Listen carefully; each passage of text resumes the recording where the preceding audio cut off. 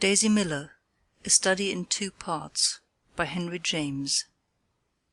Section 1. Part 1. At the little town of Vevey, in Switzerland, there is a particularly comfortable hotel. There are indeed many hotels, for the entertainment of tourists is the business of the place, which, as many travellers will remember, is seated upon the edge of a remarkably blue lake, a lake that it behooves every tourist to visit. The shore of the lake presents an unbroken array of establishments of this order, of every category, from the grand hotel of the newest fashion, with a chalk-white front, 100 balconies and a dozen flags flying from its roof, to the little Swiss pension of an elder day, with its name inscribed in German-looking lettering upon a pink or yellow wall, and an awkward summer-house in the angle of the garden. One of the hotels at Vevey, however, is famous, even classical, being distinguished from many of its upstart neighbours by an air both of luxury and of maturity. In this region, in the month of June, American travellers are extremely numerous. It may be said, indeed, that Vevey assumes at this period some of the characteristics of an American watering place. There are sights and sounds which evoke a vision, an echo, of Newport and Saratoga. There is a flitting hither and thither of stylish young girls, a rustling of muslin flounces, a rattle of dance music in the morning hours, a sound of high-pitched voices at all times. You receive an impression of these things at the excellent inn of the Trois Couronnes, and are transported in fancy to the Ocean House or to Congress Hall. But at the Trois Couronnes, it must be added, there are other features that are much at variance with these suggestions. Neat German waiters who look like secretaries of legation, Russian princesses sitting in the garden, little Polish boys walking about, held by the hand, with their governess. A view of the sunny crest of the Dent du Midi, and the picturesque towers of the castle of Chillon.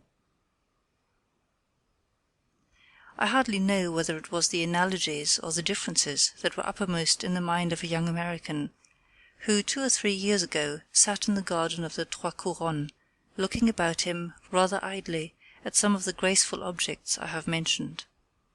It was a beautiful summer morning, and in whatever fashion the young American looked at things, they must have seemed to him charming. He had come from Geneva the day before, by the little steamer, to see his aunt, who was staying at the hotel, Geneva having been for a long time his place of residence. But his aunt had a headache. His aunt had almost always a headache, and now she was shut up in her room, smelling camphor, so that he was at liberty to wander about. He was some 27 years of age. When his friends spoke of him, they usually said that he was at Geneva studying. When his enemies spoke of him, they said, but after all he had no enemies. He was an extremely amiable fellow, and universally liked. What I should say is, simply, that when a certain person spoke of him, they affirmed that the reason of his spending so much time at Geneva was that he was extremely devoted to a lady who lived there, a foreign lady, a person older than himself. Very few Americans, indeed I think none, had ever seen this lady, about whom there were some singular stories. But Winterbourne had an old attachment for the little metropolis of Calvinism. He had been put to school there as a boy, and he had afterward gone to college there, circumstances which had led to his forming a great many youthful friendships. Many of these he had kept, and they were a source of great satisfaction to him. After knocking at his aunt's door and learning that she was indisposed, he had taken a walk about the town, and then he had come in to his breakfast. He had now finished his breakfast, but he was drinking a small cup of coffee, which had been served to him on a little table in the garden by one of the waiters who looked like an attaché. At last he finished his coffee and lit a cigarette. Presently a small boy came walking along the path, an urchin of 9 or 10. The child, who was diminutive for his years, had an aged expression of countenance, a pale complexion, and sharp little features. He was dressed in knickerbockers, with red stockings which displayed his poor little spindle shanks. He also wore a brilliant red cravat. He carried in his hand a long alpenstock, the sharp point of which he thrust into everything that he approached, the flower-beds, the garden benches, the trains of the ladies' dresses. In front of Winterbourne he paused, looking at him with a pair of bright, penetrating little eyes. "Will you give me a lump of sugar?" he asked in a sharp, hard little voice, a voice immature and yet, somehow, not young.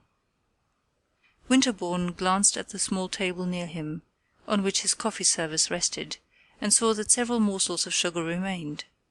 "Yes, you may take one," he answered, "but I don't think sugar is good for little boys."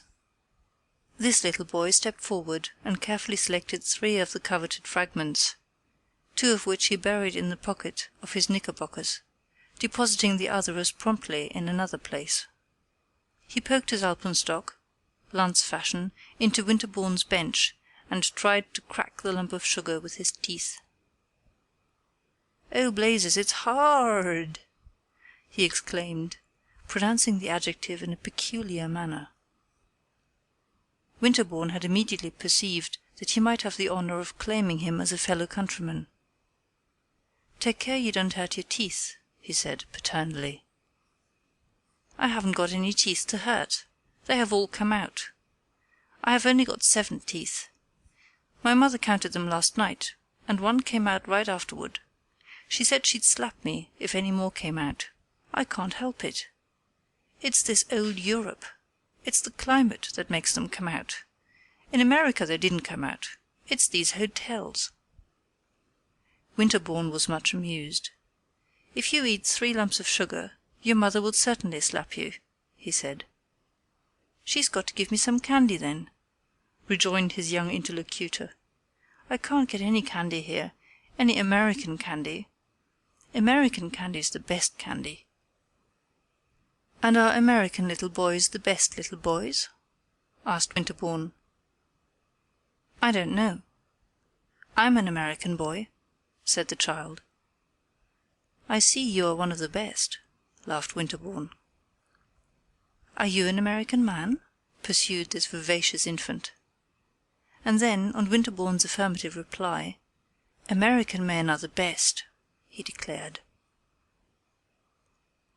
His companion thanked him for the compliment, and the child, who had now got astride of his alpenstock, stood looking about him while he attacked a second lump of sugar.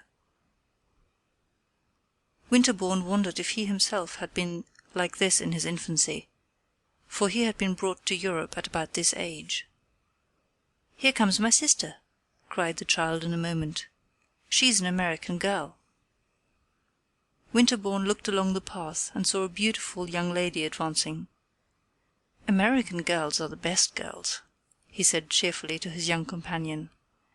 "My sister ain't the best," the child declared. "She's always blowing at me." "I imagine that is your fault, not hers," said Winterbourne. The young lady meanwhile had drawn near. She was dressed in white muslin, with 100 frills and flounces, and knots of pale-coloured ribbon. She was bareheaded, but she balanced in her hand a little parasol, with a deep border of embroidery, and she was strikingly, admirably pretty. "How pretty you are," thought Winterbourne, straightening himself in his seat, as if he were prepared to rise. The young lady paused in front of his bench, near the parapet of the garden, which overlooked the lake. The little boy had now converted his alpenstock into a vaulting pole, by the aid of which he was springing about in the gravel and kicking it up not a little. "Randolph," said the young lady, "what are you doing?" "I'm going up the Alps," replied Randolph. "This is the way," and he gave another little jump, scattering the pebbles about Winterbourne's ears. "That's the way they come down," said Winterbourne. "He's an American man," cried Randolph, in his little hard voice. The young lady gave no heed to this announcement, but looked straight at her brother. "Well, I guess you had better be quiet," she simply observed. It seemed to Winterbourne that he had been in a manner presented. He got up and stepped slowly toward the young girl, throwing away his cigarette. "The little boy and I have made an acquaintance," he said, with great civility. In Geneva, as he had been perfectly aware, a young man was not at liberty to speak to a young unmarried lady, except under certain rarely occurring conditions. But here, at Vevey, what conditions could be better than these? A pretty American girl coming and standing in front of you in a garden. This pretty American girl, however, on hearing Winterbourne's observation, simply glanced at him. She then turned her head and looked over the parapet, at the lake and the opposite mountains. He wondered whether he had gone too far, but he decided that he must advance farther, rather than retreat. While he was thinking of something else to say, the young lady turned to the little boy again. "I should like to know where you got that pole," she said. "I bought it," responded Randolph. "You don't mean to say you're going to take it to Italy?" "Yes, I'm going to take it to Italy," the child declared. The young girl glanced over the front of her dress and smoothed out a knot or two of ribbon. Then she rested her eyes upon the prospect again. "Well, I guess you had better leave it somewhere," she said after a moment. "Are you going to Italy?" Winterbourne inquired in a tone of great respect. The young lady glanced at him again. "Yes, sir," she replied, and she said nothing more. "Are you going over the Simplon?" Winterbourne pursued, a little embarrassed. "I don't know," she said. "I suppose it's some mountain. Randolph, what mountain are we going over?" "Going where?" the child demanded. "To Italy," Winterbourne explained. "I don't know," said Randolph. "I don't want to go to Italy. I want to go to America." "Oh, Italy's a beautiful place," rejoined the young man. "Can you get candy there?" Randolph loudly inquired. "I hope not," said his sister. "I guess you have had enough candy, and mother thinks so too." "I haven't had any for ever so long, for 100 weeks," cried the boy, still jumping about. The young lady inspected her flounces and smoothed her ribbons again, and Winterbourne presently risked an observation upon the beauty of the view. He was ceasing to be embarrassed, for he had begun to perceive that she was not in the least embarrassed herself. There had been not the slightest alteration in her charming complexion. She was evidently neither offended nor flattered. If she looked another way when he spoke to her, and seemed not particularly to hear him, this was simply her habit, her manner. Yet, as he talked a little more, and pointed out some of the objects of interest in the view, with which she appeared quite unacquainted, she gradually gave him more of the benefit of her glance, and then he saw that this glance was perfectly direct and unshrinking. It was not, however, what would have been called an immodest glance, for the young girl's eyes were singularly honest and fresh. They were wonderfully pretty eyes, and indeed Winterbourne had not seen for a long time anything prettier than his fair countrywoman's various features, her complexion, her nose, her ears, her teeth. He had a great relish for feminine beauty. He was addicted to observing and analyzing it. And as regards this young lady's face, he made several observations. It was not at all insipid, but it was not exactly expressive, and though it was eminently delicate, Winterbourne mentally accused it, very forgivingly, of a want of finish. He thought it very possible that Master Randolph's sister was a coquette. He was sure she had a spirit of her own, but in her bright, sweet, superficial little visage there was no mockery, no irony. Before long it became obvious that she was much disposed toward conversation. She told him that they were going to Rome for the winter, she and her mother and Randolph. She asked him if he was a real American. She shouldn't have taken him for one, he seemed more like a German. This was said after a little hesitation, especially when he spoke. Winterbourne, laughing, answered that he had met Germans who spoke like Americans, but that he had not, as far as he remembered, met an American who spoke like a German. Then he asked her if she should not be more comfortable in sitting upon the bench, which she had just quitted. She answered that she liked standing up and walking about, but she presently sat down. She told him she was from New York State, if you know where that is. Winterbourne learned more about her by catching hold of her small, slippery brother and making him stand a few minutes by his side. "Tell me your name, my boy," he said.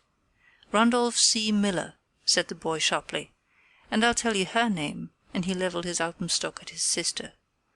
"You had better wait till you are asked," said this young lady calmly. "I should like very much to know your name," said Winterbourne. "Her name is Daisy Miller," cried the child. "But that isn't her real name. That isn't her name on her cards." "It's a pity you haven't got one of my cards," said Miss Miller. "Her real name is Annie P. Miller," the boy went on. "Ask him his name," said his sister, indicating Winterbourne.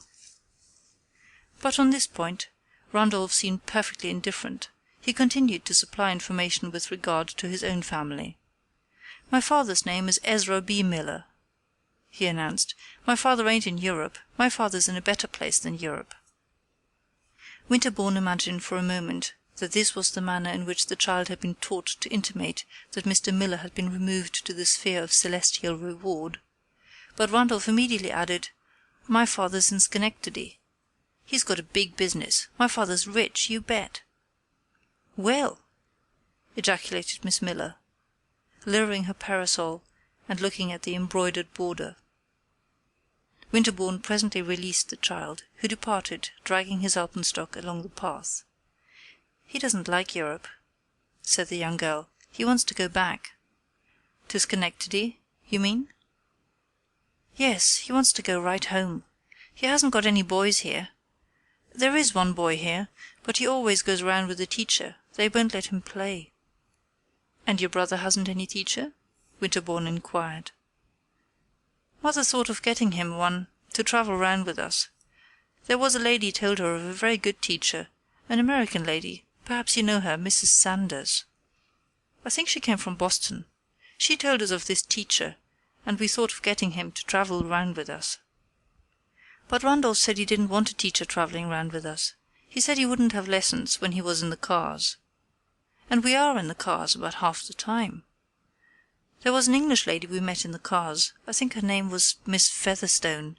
Perhaps you know her. She wanted to know why I didn't give Randolph lessons. Give him instruction, she called it. I guess he could give me more instruction than I could give him.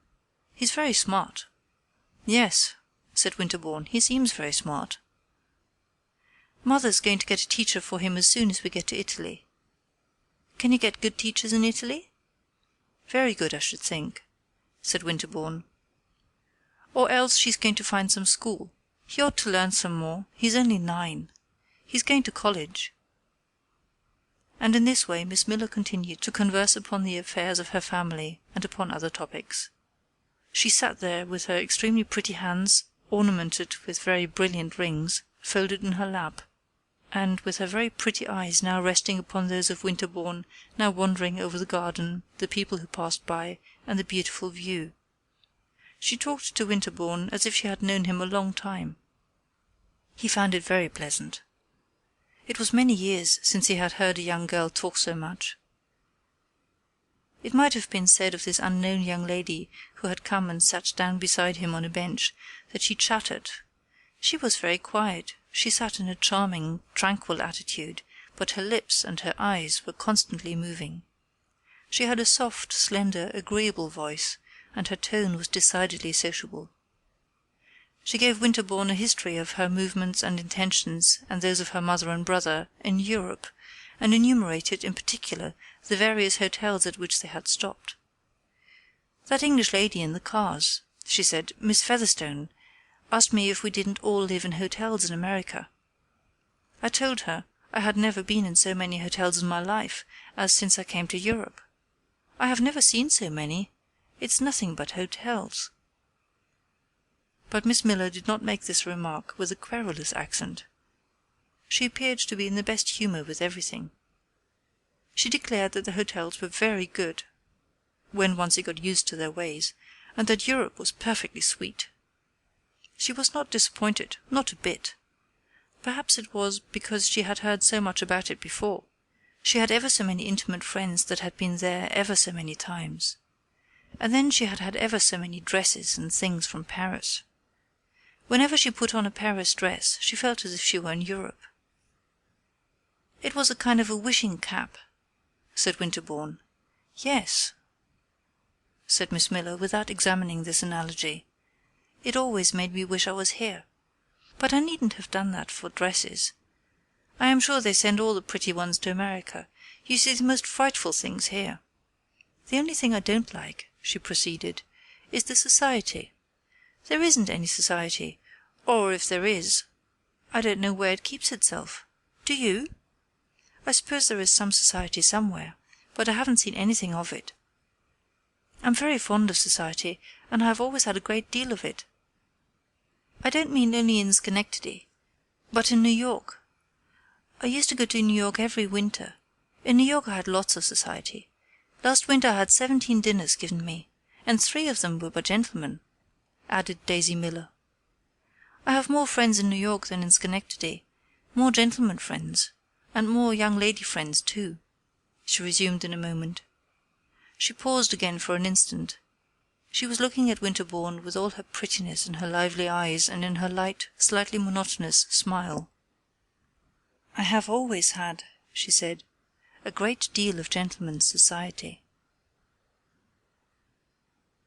End of section 1. Section 2. Poor Winterbourne was amused, perplexed, and decidedly charmed. He had never yet heard a young girl express herself in just this fashion. Never, at least, save in cases where to say such things seemed a kind of demonstrative evidence of a certain laxity of deportment. And yet was he to accuse Miss Daisy Miller of actual or potential inconduite, as they said at Geneva? He felt that he had lived at Geneva so long that he had lost a good deal. He had become dishabituated to the American tone. Never, indeed, since he had grown old enough to appreciate things, had he encountered a young American girl of so pronounced a type as this. Certainly she was very charming. But how deucedly sociable! Was she simply a pretty girl from New York State?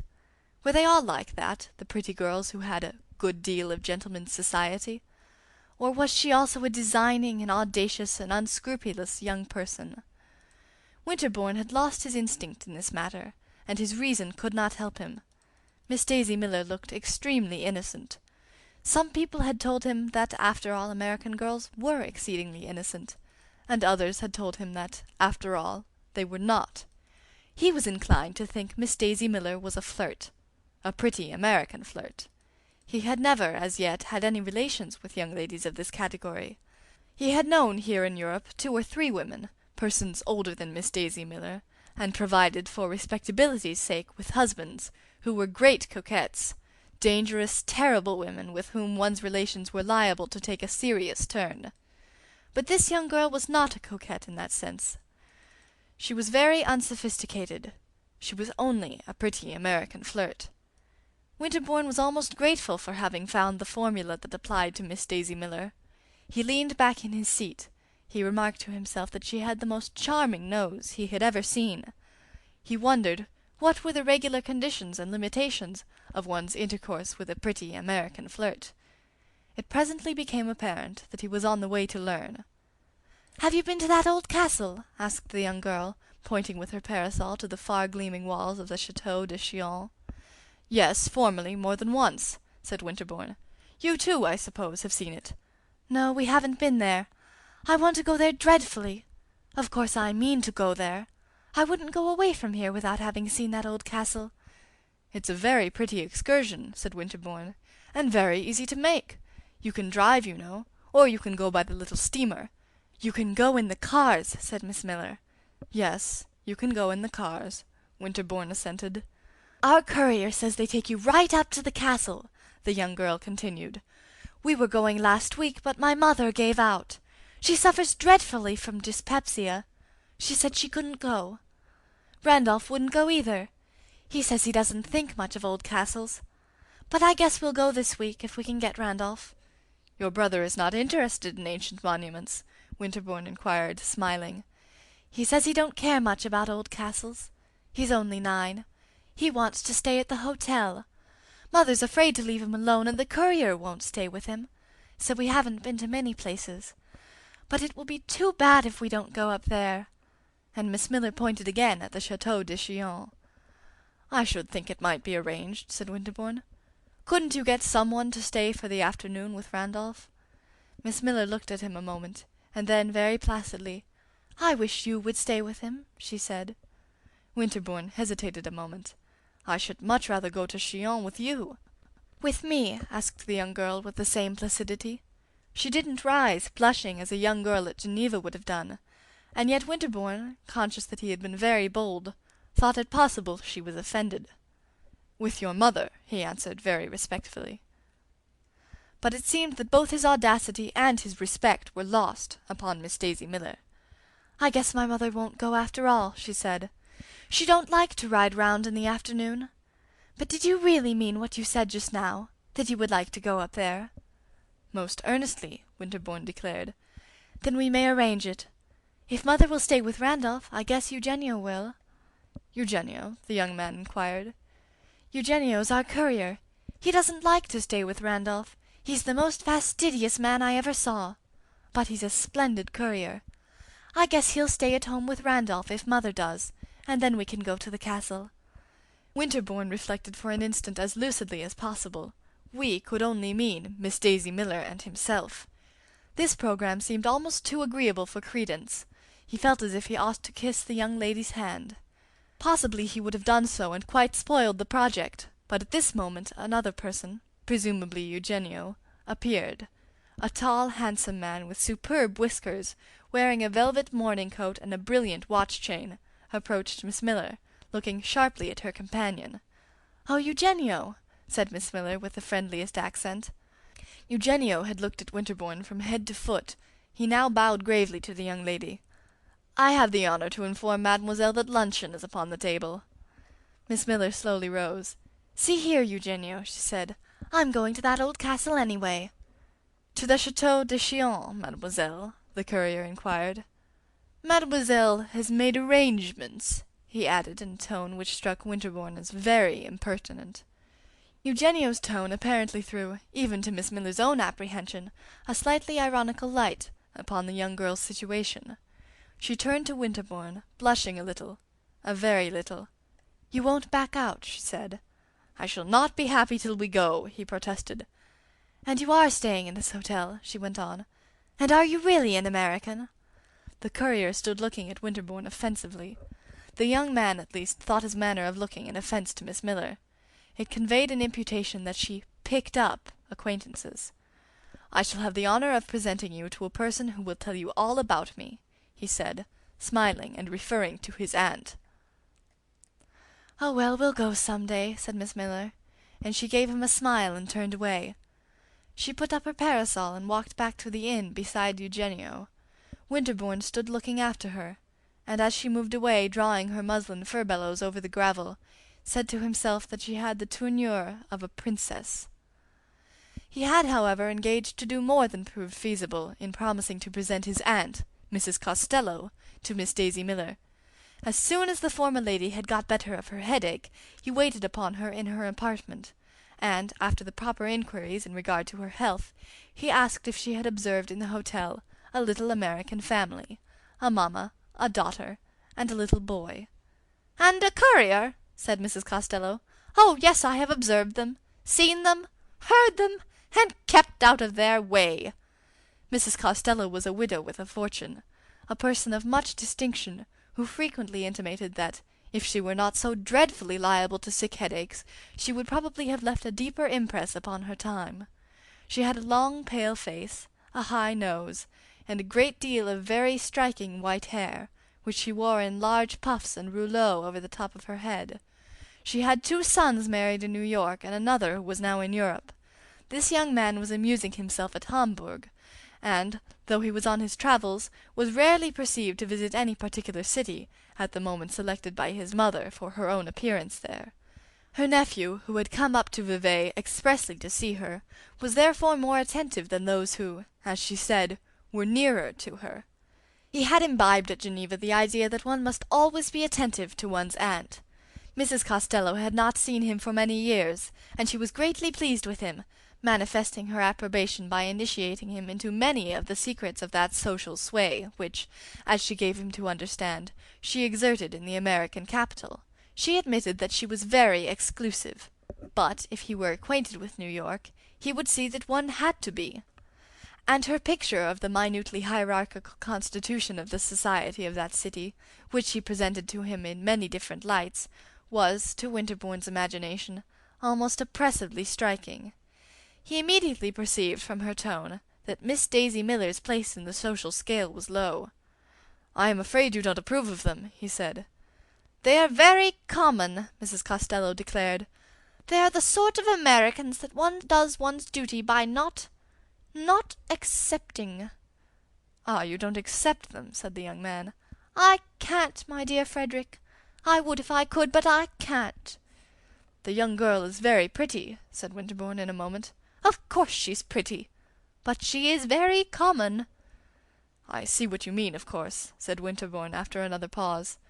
"She has that charming look that they all have," his aunt resumed. "I can't think where they pick it up. And she dresses in perfection. No, you don't know how well she dresses. I can't think where they get their taste. But, my dear aunt, she is not, after all, a Comanche savage." "She is a young lady," said Mrs. Costello, "who has an intimacy with her mamma's courier." "An intimacy with the courier?" the young man demanded. "Oh, the mother is just as bad. They treat the courier like a familiar friend, like a gentleman. I shouldn't wonder if he dines with them. Very likely they have never seen a man with such good manners, such fine clothes, so like a gentleman. He probably corresponds to the young lady's idea of a count. He sits with them in the garden in the evening. I think he smokes." Winterbourne listened with interest to these disclosures. They helped him to make up his mind about Miss Daisy. Evidently she was rather wild. "Well," he said, "I am not a courier, and yet she was very charming to me." "You had better have said at first," said Mrs. Costello with dignity, "that you had made her acquaintance." "We simply met in the garden, and we talked a bit." "Tout bonnement! And pray what did you say?" "I said I should take the liberty of introducing her to my admirable aunt." "I am much obliged to you." "It was to guarantee my respectability," said Winterbourne. "And pray who is to guarantee hers?" "Ah, you are cruel," said the young man. "She's a very nice girl." "You don't say that as if you believed it," Mrs. Costello observed. "She is completely uncultivated," Winterbourne went on. "But she is wonderfully pretty, and in short, she is very nice. To prove that I believe it, I am going to take her to the Chateau de Chillon." "You two are going off there together? I should say it proved just the contrary. How long had you known her, may I ask, when this interesting project was formed? You haven't been 24 hours in the house." "I have known her half an hour," said Winterbourne, smiling. "Dear me!" cried Mrs. Costello. "What a dreadful girl!" Her nephew was silent for some moments. "You really think, then," he began earnestly, and with a desire for trustworthy information, "you really think that—" But he paused again. "Think what, sir?" said his aunt. "That she is the sort of young lady who expects a man, sooner or later, to carry her off." "I haven't the least idea what such young ladies expect a man to do. But I really think that you had better not meddle with little American girls that are uncultivated, as you call them.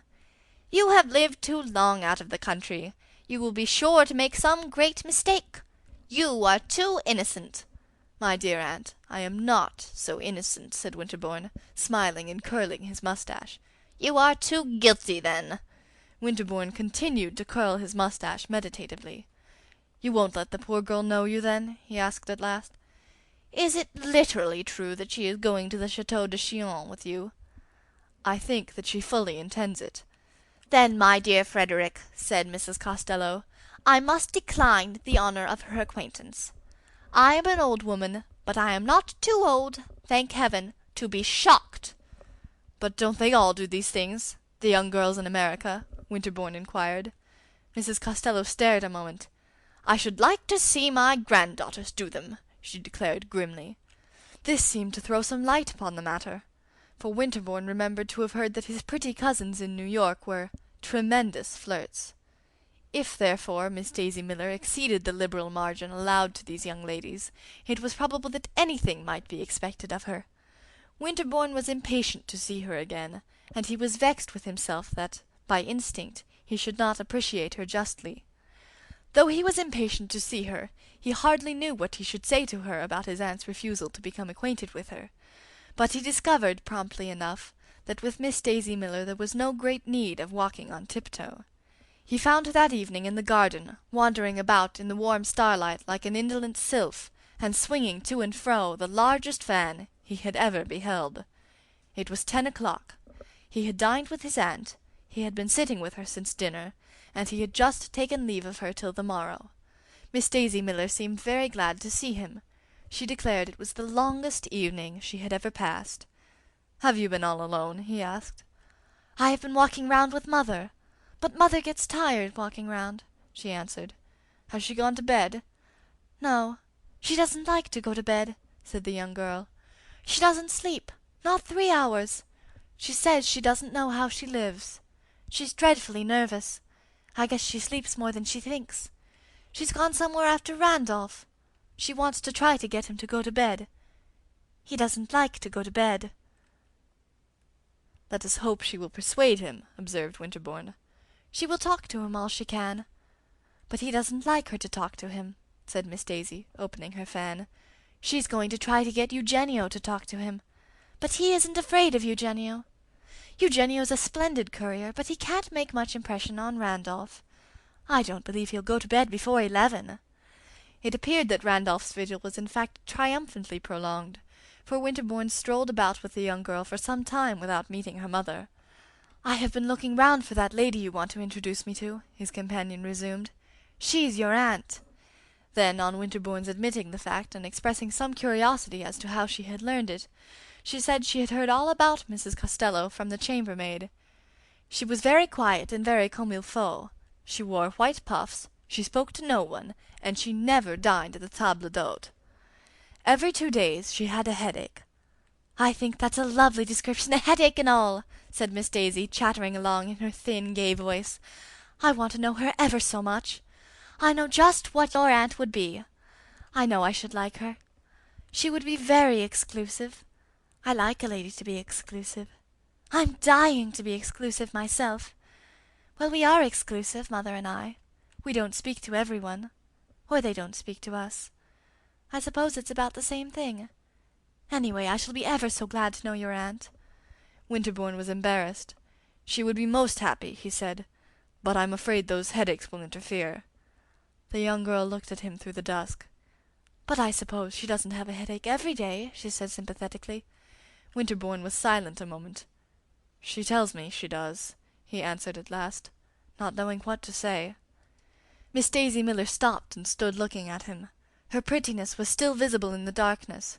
She was opening and closing her enormous fan. "She doesn't want to know me," she said suddenly. "Why don't you say so? You needn't be afraid. I'm not afraid." And she gave a little laugh. Winterbourne fancied there was a tremor in her voice. He was touched, shocked, mortified by it. "My dear young lady," he protested, "she knows no one. It's her wretched health." End of Section 2. Section 3. The young girl walked on a few steps, laughing still. "You needn't be afraid," she repeated. "Why should she want to know me?" Then she paused again. She was close to the parapet of the garden, and in front of her was the starlit lake. There was a vague sheen upon its surface, and in the distance were dimly seen mountain forms. Daisy Miller looked out upon the mysterious prospect, and then she gave another little laugh. "Gracious, she is inclusive," she said. Winterbourne wondered whether she was seriously wounded, and for a moment almost wished that her sense of injury might be such as to make it becoming in him to attempt to reassure and comfort her. He had a pleasant sense that she would be very approachable for consolatory purposes. He felt then, for the instant, quite ready to sacrifice his aunt conversationally, to admit that she was a proud, rude woman, and to declare that they needn't mind her. But before he had time to commit himself to this perilous mixture of gallantry and impiety, the young lady, resuming her walk, gave an exclamation in quite another tone. "Well, here's Mother! I guess she hasn't got Randolph to go to bed." The figure of a lady appeared at a distance, very indistinct in the darkness, and advancing with a slow and wavering movement. Suddenly it seemed to pause. "Are you sure it is your mother? Can you distinguish her in this thick dusk?" Winterbourne asked. "Well," cried Miss Daisy Miller with a laugh, "I guess I know my own mother. And when she has got on my shawl, too, she is always wearing my things."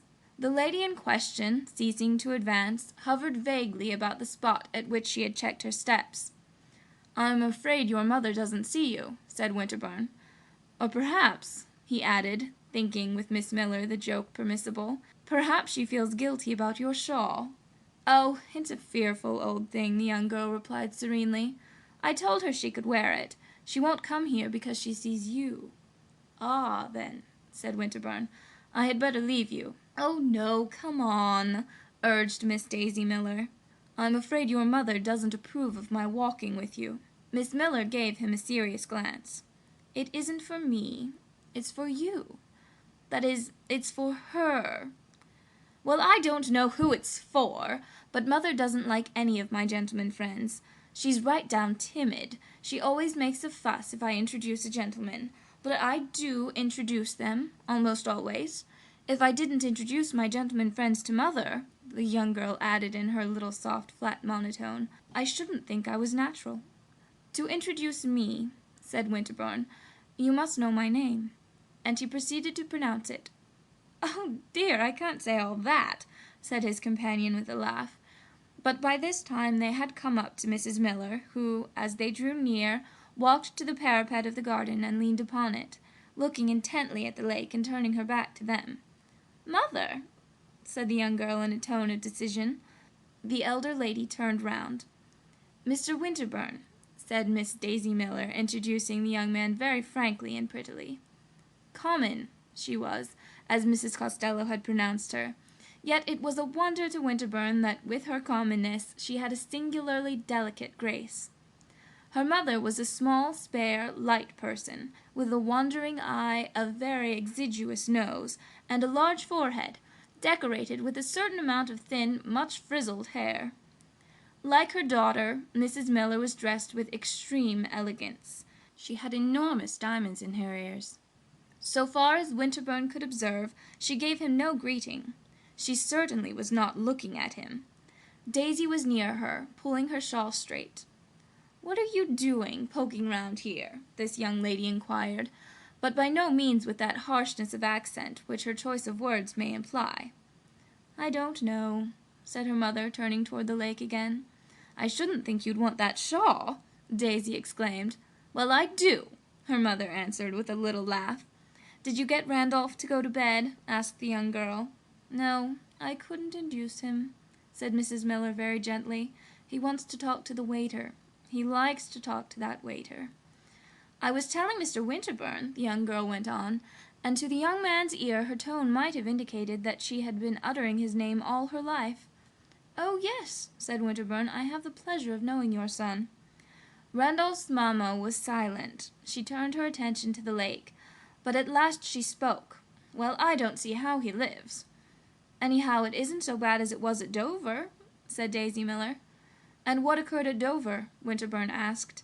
"He wouldn't go to bed at all. I guess he sat up all night in the public parlor. He wasn't in bed at 12 o'clock, I know that." "It was 12:30, declared Mrs. Miller with mild emphasis. "Does he sleep much during the day?" Winterbourne demanded. "I guess he doesn't sleep much," Daisy rejoined. "I wish he would," said her mother. "It seems as if he couldn't." "I think he's real tiresome," Daisy pursued. Then, for some moments, there was silence. "Well, Daisy Miller," said the elder lady presently, "I shouldn't think you'd want to talk against your own brother." "Well, he is tiresome, Mother," said Daisy, quite without the asperity of a retort. "He's only 9, urged Mrs. Miller. "Well, he wouldn't go to that castle," said the young girl. "I'm going there with Mr. Winterbourne." To this announcement, very placidly made, Daisy's mamma offered no response. Winterbourne took for granted that she deeply disapproved of the projected excursion, but he said to himself that she was a simple, easily managed person, and that a few deferential protestations would take the edge from her displeasure. "Yes," he began, "your daughter has kindly allowed me the honor of being her guide." Mrs. Miller's wandering eyes attached themselves, with a sort of appealing air, to Daisy, who, however, strolled a few steps farther, gently humming to herself. "I presume you will go in the cars," said her mother. "Yes, or in the boat," said Winterbourne. "Well, of course, I don't know," Mrs. Miller rejoined. "I have never been to that castle." "It is a pity you shouldn't go," said Winterbourne, beginning to feel reassured as to her opposition, and yet he was quite prepared to find that, as a matter of course, she meant to accompany her daughter. "We've been thinking ever so much about going," she pursued, "but it seems as if we couldn't. Of course, Daisy, she wants to go round, but there's a lady here, I don't know her name. She says she shouldn't think we'd want to go to see castles here. She should think we'd want to wait till we got to Italy. It seems as if there would be so many there," continued Mrs. Miller with an air of increasing confidence. "Of course, we only want to see the principal ones. We visited several in England," she presently added. "Ah, yes, in England there are beautiful castles," said Winterbourne, "but Chillon here is very well worth seeing." "Well, if Daisy feels up to it," said Mrs. Miller in a tone impregnated with a sense of the magnitude of the enterprise. "It seems as if there was nothing she wouldn't undertake." "Oh, I think she'll enjoy it," Winterbourne declared, and he desired more and more to make it a certainty that he was to have the privilege of a tete-a-tete with the young lady, who was still strolling along in front of them, softly vocalizing. "You are not disposed, madam," he inquired, "to undertake it yourself?" Daisy's mother looked at him an instant askance, and then walked forward in silence. "Then I guess she had better go alone," she said simply.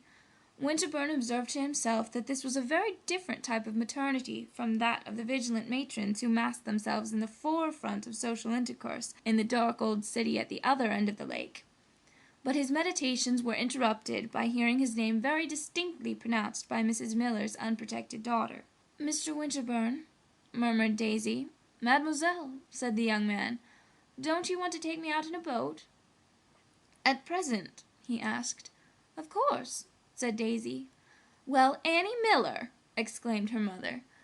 "I beg you, madam, to let her go," said Winterbourne ardently, for he had never yet enjoyed the sensation of guiding through the summer starlight a skiff freighted with a fresh and beautiful young girl. "I shouldn't think she'd want to," said her mother. "I should think she'd rather go indoors." "I'm sure Mr. Winterbourne wants to take me," Daisy declared. "He's so awfully devoted." "I will row you over to Chillon in the starlight." "I don't believe it," said Daisy. "Well!" ejaculated the elder lady again. "You haven't spoken to me for half an hour," her daughter went on. "I've been having some very pleasant conversation with your mother," said Winterbourne. "Well, I want you to take me out in a boat," Daisy repeated. They had all stopped, and she had turned round and was looking at Winterbourne.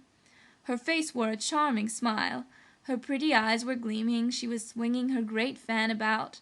"No, it's impossible to be prettier than that," thought Winterbourne. "There are half a dozen boats moored at that landing place," he said, pointing to certain steps which descended from the garden to the lake. "If you will do me the honor to accept my arm, we will go and select one of them." Daisy stood there smiling. She threw back her head and gave a little light laugh. "I like a gentleman to be formal," she declared. "I assure you it's a formal offer." "I was bound I would make you say something," Daisy went on. "You see, it's not very difficult," said Winterbourne, "but I am afraid you are chaffing me." "I think not, sir," remarked Mrs. Miller very gently. "Do then let me give you a row," he said to the young girl. "It's quite lovely the way you say that," cried Daisy. "It would be still more lovely to do it." "Yes, it would be lovely," said Daisy, but she made no movement to accompany him. She only stood there, laughing. "I should think you had better find out what time it is," interposed her mother. "It is 11 o'clock, madam," said a voice with a foreign accent out of the neighboring darkness, and Winterbourne, turning, perceived the florid personage who was in attendance upon the two ladies. He had apparently just approached. "Oh, Eugenio," said Daisy, I am going out in a boat." Eugenio bowed. "At 11 o'clock, mademoiselle?" "I am going with Mr. Winterbourne, this very minute." "Do tell her she can't," said Mrs. Miller to the courier. "I think you had better not go out in a boat, mademoiselle," Eugenio declared. Winterbourne wished to heaven this pretty girl were not so familiar with her courier, but he said nothing. "I suppose you don't think it's proper," Daisy exclaimed. "Eugenio doesn't think anything's proper." "I am at your service," said Winterbourne. "Does mademoiselle propose to go alone?" asked Eugenio of Mrs. Miller. "Oh, no, with this gentleman," answered Daisy's mamma. The courier looked for a moment at Winterbourne. The latter thought he was smiling, and then, solemnly, with a bow, "As mademoiselle pleases," he said. "Oh, I hoped you would make a fuss," said Daisy. "I don't care to go now." "I myself shall make a fuss if you don't go," said Winterbourne. "That's all I want, a little fuss," and the young girl began to laugh again. "Mr. Randolph has gone to bed," the courier announced frigidly. "Oh, Daisy, now we can go," said Mrs. Miller. Daisy turned away from Winterbourne, looking at him, smiling and fanning herself. "Good night," she said. "I hope you are disappointed or disgusted or something." He looked at her, taking the hand she offered him. "I am puzzled," he answered. "Well, I hope it won't keep you awake," she said very smartly, and under the escort of the privileged Eugenio the two ladies passed toward the house. Winterbourne stood looking after them. He was indeed puzzled. He lingered beside the lake for a quarter of an hour, turning over the mystery of the young girl's sudden familiarities and caprices. But the only very definite conclusion he came to was that he should enjoy deucedly going off with her somewhere. 2 days afterward he went off with her to the castle of Chillon. He waited for her in the large hall of the hotel, where the couriers, the servants, the foreign tourists were lounging about and staring. It was not the place he should have chosen, but she had appointed it. She came tripping downstairs, buttoning her long gloves, squeezing her folded parasol against her pretty figure, dressed in the perfection of a soberly elegant traveling costume. Winterbourne was a man of imagination, and, as our ancestors used to say, sensibility. As he looked at her dress, and on the great staircase her little rapid, confiding step, he felt as if there were something romantic going forward. He could have believed he was going to elope with her. He passed out with her among all the idle people that were assembled there. They were all looking at her very hard. She had begun to chatter as soon as she joined him. Winterbourne's preference had been that they should be conveyed to Chillon in a carriage, but she expressed a lively wish to go in the little steamer. She declared that she had a passion for steamboats. There was always such a lovely breeze upon the water, and you saw such lots of people. The sail was not long, but Winterbourne's companion found time to say a great many things. To the young man himself their little excursion was so much of an escapade, an adventure, that even allowing for her habitual sense of freedom, he had some expectation of seeing her regarded in the same way. But it must be confessed that, in this particular, he was disappointed. Daisy Miller was extremely animated. She was in charming spirits, but she was apparently not at all excited. She was not fluttered. She avoided neither his eyes nor those of anyone else. She blushed neither when she looked at him nor when she felt that people were looking at her. People continued to look at her a great deal, and Winterbourne took much satisfaction in his pretty companion's distinguished air. He had been a little afraid that she would talk loud, laugh overmuch, and even, perhaps, desire to move about the boat a good deal, but he quite forgot his fears. He sat smiling, with his eyes upon her face, while, without moving from her place, she delivered herself of a great number of original reflections. It was the most charming garrulity he had ever heard. He had assented to the idea that she was common, but was she so, after all, or was he simply getting used to her commonness?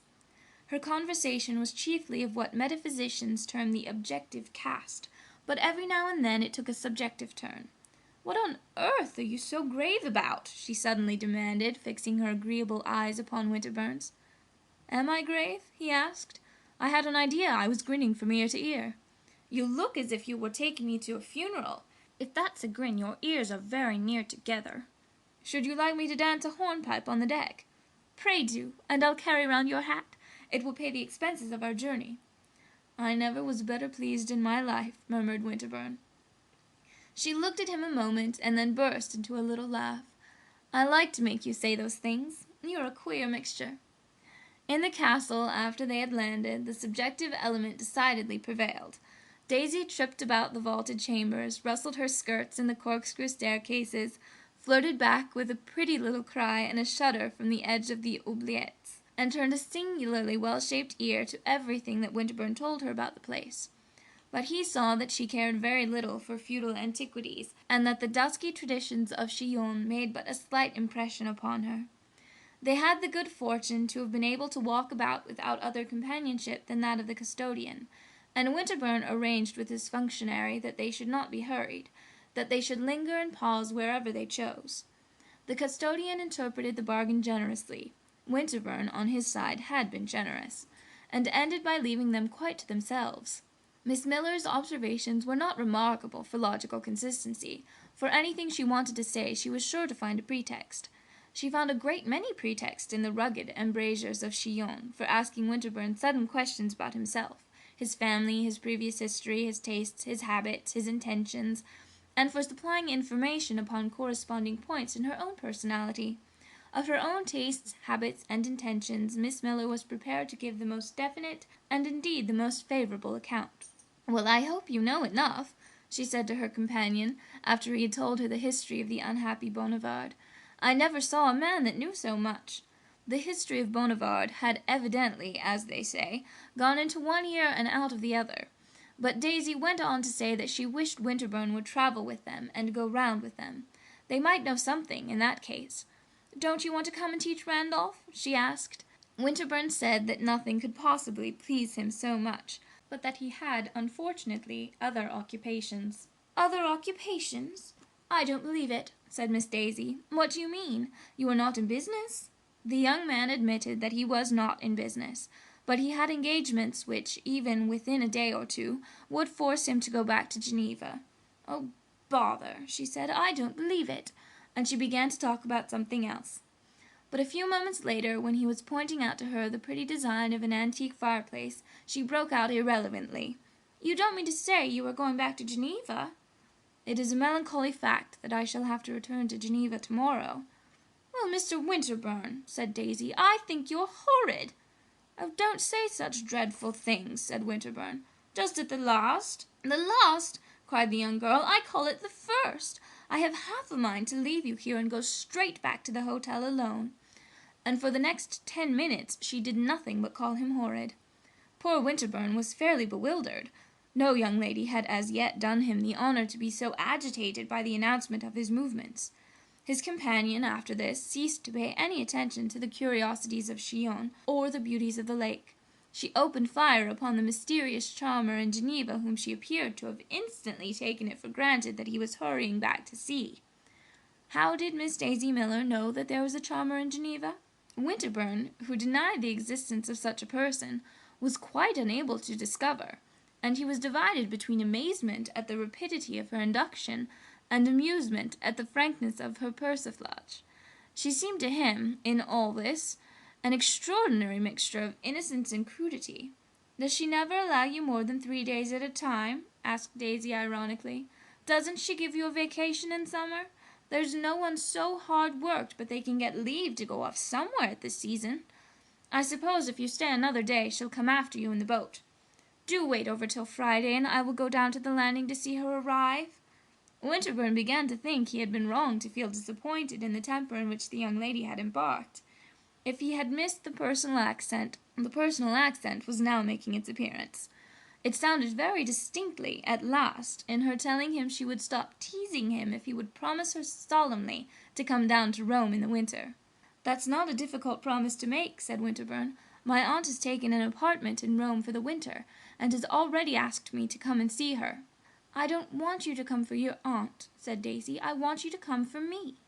And this was the only allusion that the young man was ever to hear her make to his invidious kinswoman. He declared that, at any rate, he would certainly come. After this Daisy stopped teasing. Winterbourne took a carriage, and they drove back to Vevey in the dusk. The young girl was very quiet. In the evening Winterbourne mentioned to Mrs. Costello that he had spent the afternoon at Chillon with Miss Daisy Miller. "The Americans of the Courier?" asked this lady. "Ah, happily," said Winterbourne, "the Courier stayed at home." "She went with you all alone?" "All alone." Mrs. Costello sniffed a little at her smelling bottle. "And that," she exclaimed, "is the young person whom you wanted me to know." End of Section 3. Section 4. Part 2. Winterbourne, who had returned to Geneva the day after his excursion to Chillon, went to Rome toward the end of January. His aunt had been established there for several weeks, and he had received a couple of letters from her. "Those people you were so devoted to last summer at Vevey have turned up here, courier and all," she wrote. "They seem to have made several acquaintances, but the courier continues to be the most intimé. The young lady, however, is also very intimate with some third-rate Italians, with whom she rackets about in a way that makes much talk. Bring me that pretty novel of Cherbuliez's, Pour le Maire, and don't come later than the 23rd. In the natural course of events, Winterbourne, on arriving in Rome, would presently have ascertained Mrs. Miller's address at the American banker's, and have gone to pay his compliments to Miss Daisy. "After what happened at Vevey, I think I may certainly call upon them," he said to Mrs. Costello. "If, after what happens, at Vevey and everywhere, you desire to keep up the acquaintance, you are very welcome.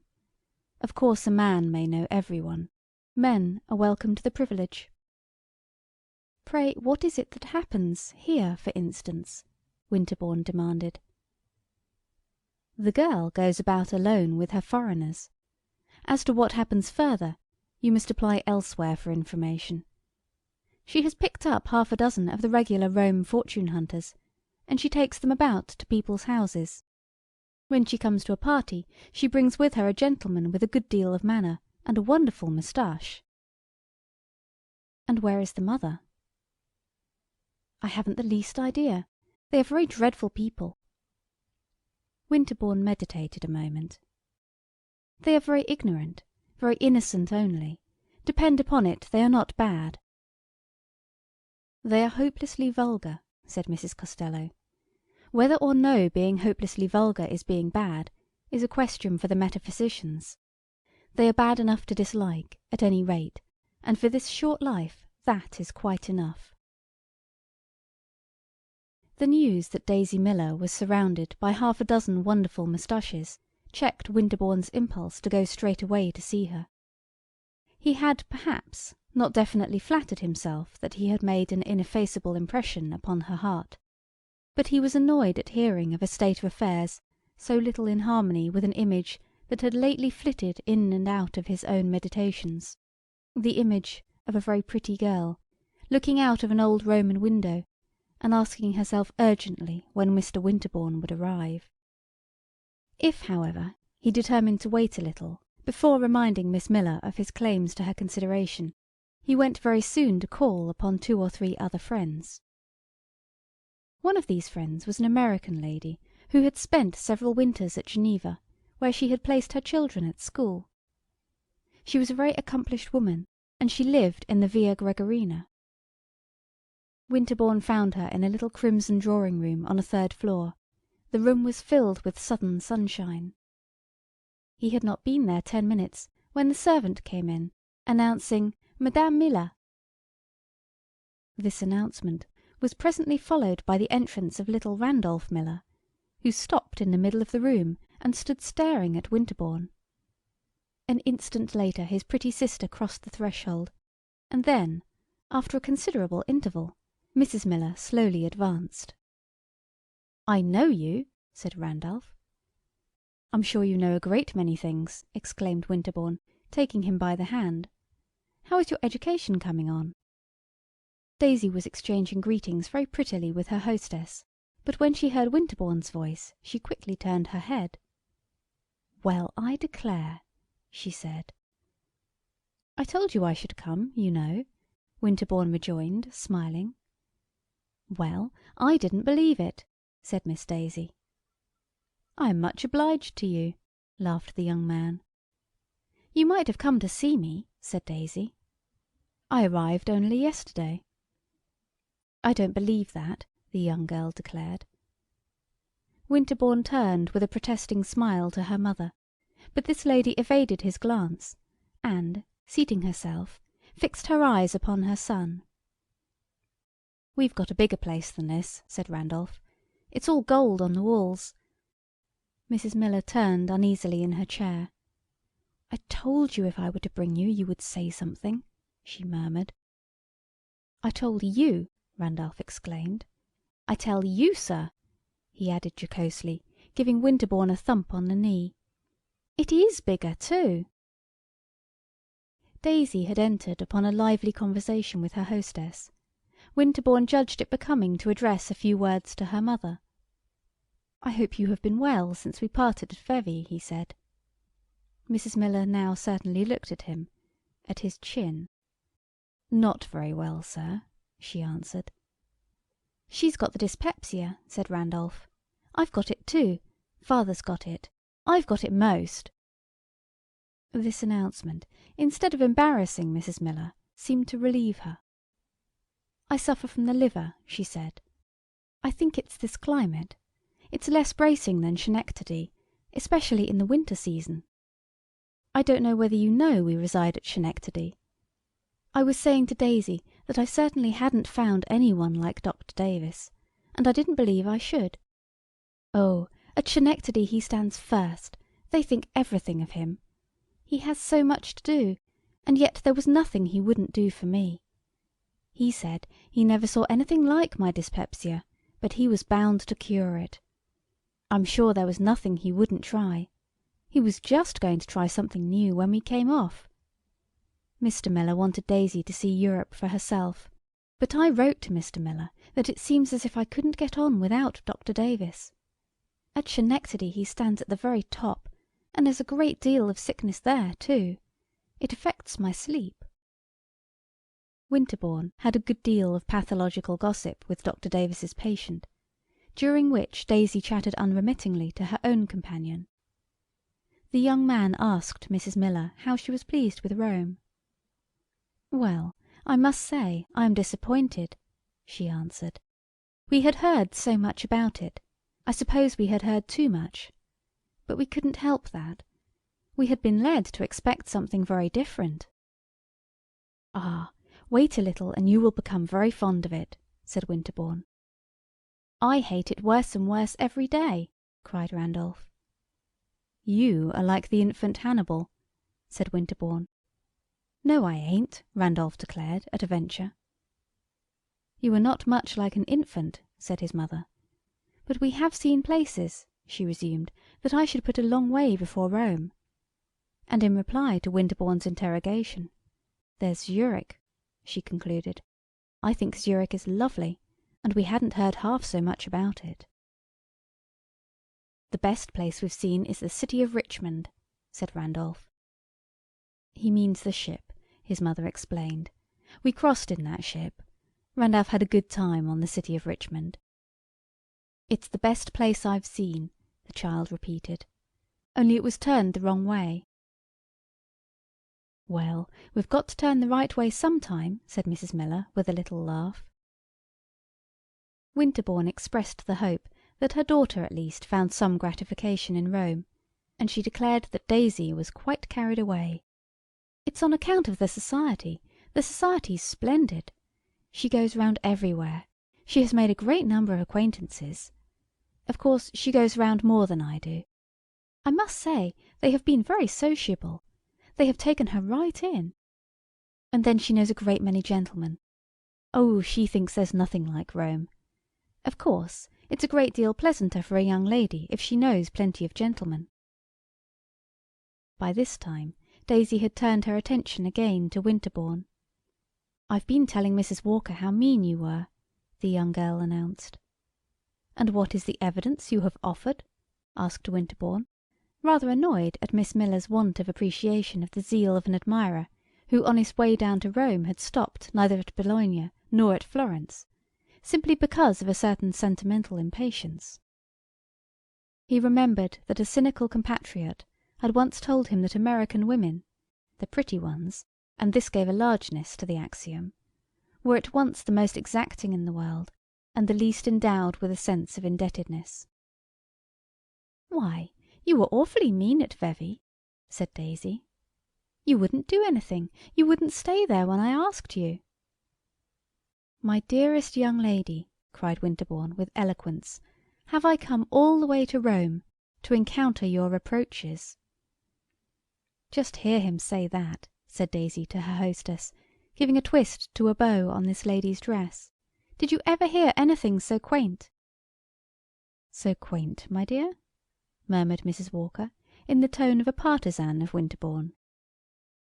"Well, I don't know," said Daisy, fingering Mrs. Walker's ribbons. "Mrs. Walker, I want to tell you something."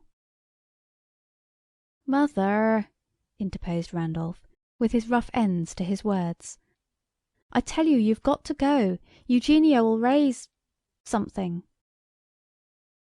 "I'm not afraid of Eugenio," said Daisy, with a toss of her head. "Look here, Mrs. Walker," she went on, "you know I'm coming to your party." "I'm delighted to hear it."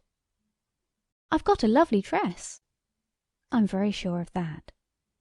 "But I want to ask a favour, permission to bring a friend." "I shall be happy to see any of your friends," said Mrs. Walker, turning with a smile to Mrs. Miller. "Oh, they are not my friends," answered Daisy's mamma, smiling shyly in her own fashion. "I never spoke to them." "It's an intimate friend of mine, Mr. Giovanelli," said Daisy, without a tremor in her clear little voice, or a shadow on her brilliant little face. Mrs. Walker was silent a moment. She gave a rapid glance at Winterbourne. "I shall be glad to see Mr. Giovanelli," she then said. "He's an Italian," Daisy pursued, with the prettiest serenity. "He's a great friend of mine. He's the handsomest man in the world, except Mr. Winterbourne. He knows plenty of Italians, but he wants to know some Americans. He thinks ever so much of Americans. He's tremendously clever. He's perfectly lovely." It was settled that this brilliant personage should be brought to Mrs. Walker's party, and then Mrs. Miller prepared to take her leave. "I guess we'll go back to the hotel," she said. "You may go back to the hotel, Mother, but I'm going to take a walk," said Daisy. "She's going to walk with Mr. Giovanelli," Randolph proclaimed. "I'm going to the Pincio," said Daisy, smiling. "Alone, my dear, at this hour?" Mrs. Walker asked. The afternoon was drawing to a close. It was the hour for the throng of carriages and of contemplative pedestrians. "I don't think it's safe, my dear," said Mrs. Walker. "Neither do I," subjoined Mrs. Miller. "You'll get the fever as sure as you live. Remember what Dr. Davis told you." "Give her some medicine before she goes," said Randolph. The company had risen to its feet. Daisy, still showing her pretty teeth, bent over and kissed her hostess. "Mrs. Walker, you are too perfect," she said. "I'm not going alone. I'm going to meet a friend." "Your friend won't keep you from getting the fever," Mrs. Miller observed. "Is it Mr. Giovanelli?" asked the hostess. Winterbourne was watching the young girl. At this question his attention quickened. She stood there, smiling and smoothing her bonnet ribbons. She glanced at Winterbourne. Then, while she glanced and smiled, she answered, without a shade of hesitation, "Mr. Giovanelli, the beautiful Giovanelli." "My dear young friend," said Mrs. Walker, taking her hand pleadingly, "don't walk off to the Pincio at this hour to meet a beautiful Italian." "Well, he speaks English," said Mrs. Miller. "Gracious me!" Daisy exclaimed. "I don't to do anything improper. There's an easy way to settle it." She continued to glance at Winterbourne. "The Pincio is only 100 yards distant, and if Mr. Winterbourne were as polite as he pretends, he would offer to walk with me." Winterbourne's politeness hastened to affirm itself, and the young girl gave him gracious leave to accompany her. They passed downstairs before her mother, and at the door Winterbourne perceived Mrs. Miller's carriage drawn up, with the ornamental courier, whose acquaintance he had made at Vevey, seated within. "Good-bye, Eugenio," cried Daisy. "I'm going to take a walk." The distance from the Via Gregoriana to the beautiful garden at the other end of the Pincian Hill is, in fact, rapidly traversed. As the day was splendid, however, and the concourse of vehicles, walkers and loungers numerous, the young Americans found their progress much delayed. This fact was highly agreeable to Winterbourne, in spite of his consciousness of his singular situation. The slow-moving, idly gazing Roman crowd bestowed much attention upon the extremely pretty young foreign lady who was passing through it upon his arm, and he wondered what on earth had been in Daisy's mind when she proposed to expose herself, unattended, to its appreciation. His own mission, to her sense, apparently, was to consign her to the hands of Mr. Giovanelli. But Winterbourne, at once annoyed and gratified, resolved that he would do no such thing. "Why haven't you been to see me?" asked Daisy. "You can't get out of that." "I have had the honour of telling you that I have only just stepped out of the train." "You must have stayed in the train a good while after it stopped," cried the young girl with her little laugh. "I suppose you were asleep. You have had time to go and see Mrs. Walker." "I knew Mrs. Walker," Winterbourne began to explain. "I know where you knew her. You knew her at Geneva. She told me so. Well, you knew me at Vevey. That's just as good. So you ought to have come." She asked him no other question than this. She began to prattle about her own affairs. "We've got splendid rooms at the hotel. Eugenio says they're the best rooms in Rome. We are going to stay all winter, if we don't die of the fever, and I guess we'll stay then. It's a great deal nicer than I thought. I thought it would be fearfully quiet. I was sure it would be awfully poky. I was sure we should be going round all the time with one of those dreadful old men that explain about the pictures and things. But we only had about a week of that, and now I'm enjoying myself. I know ever so many people, and they are all so charming. The society's extremely select. There are all kinds, English and Germans and Italians. I think I like the English best. I like their style of conversation.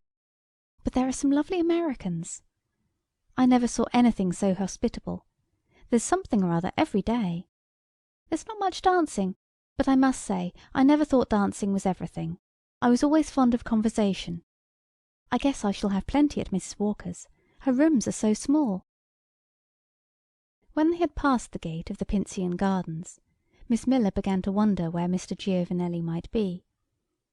"We had better go straight to that place in front," she said, "where you look at the view." "I certainly shall not help you to find him," Winterbourne declared. "Then I shall find him without you," cried Miss Daisy. "You certainly won't leave me," cried Winterbourne. She burst into her little laugh. "Are you afraid you'll get lost, or run over? But there's Giovanelli, leaning against that tree. He's staring at the women in the carriages. Did you ever see anything so cool?" Winterbourne perceived at some distance a little man, standing with folded arms, nursing his cane. He had a handsome face, an artfully poised hat, a glass in one eye, and a nosegay in his buttonhole. Winterbourne looked at him a moment, and then said, "Do you mean to speak to that man?"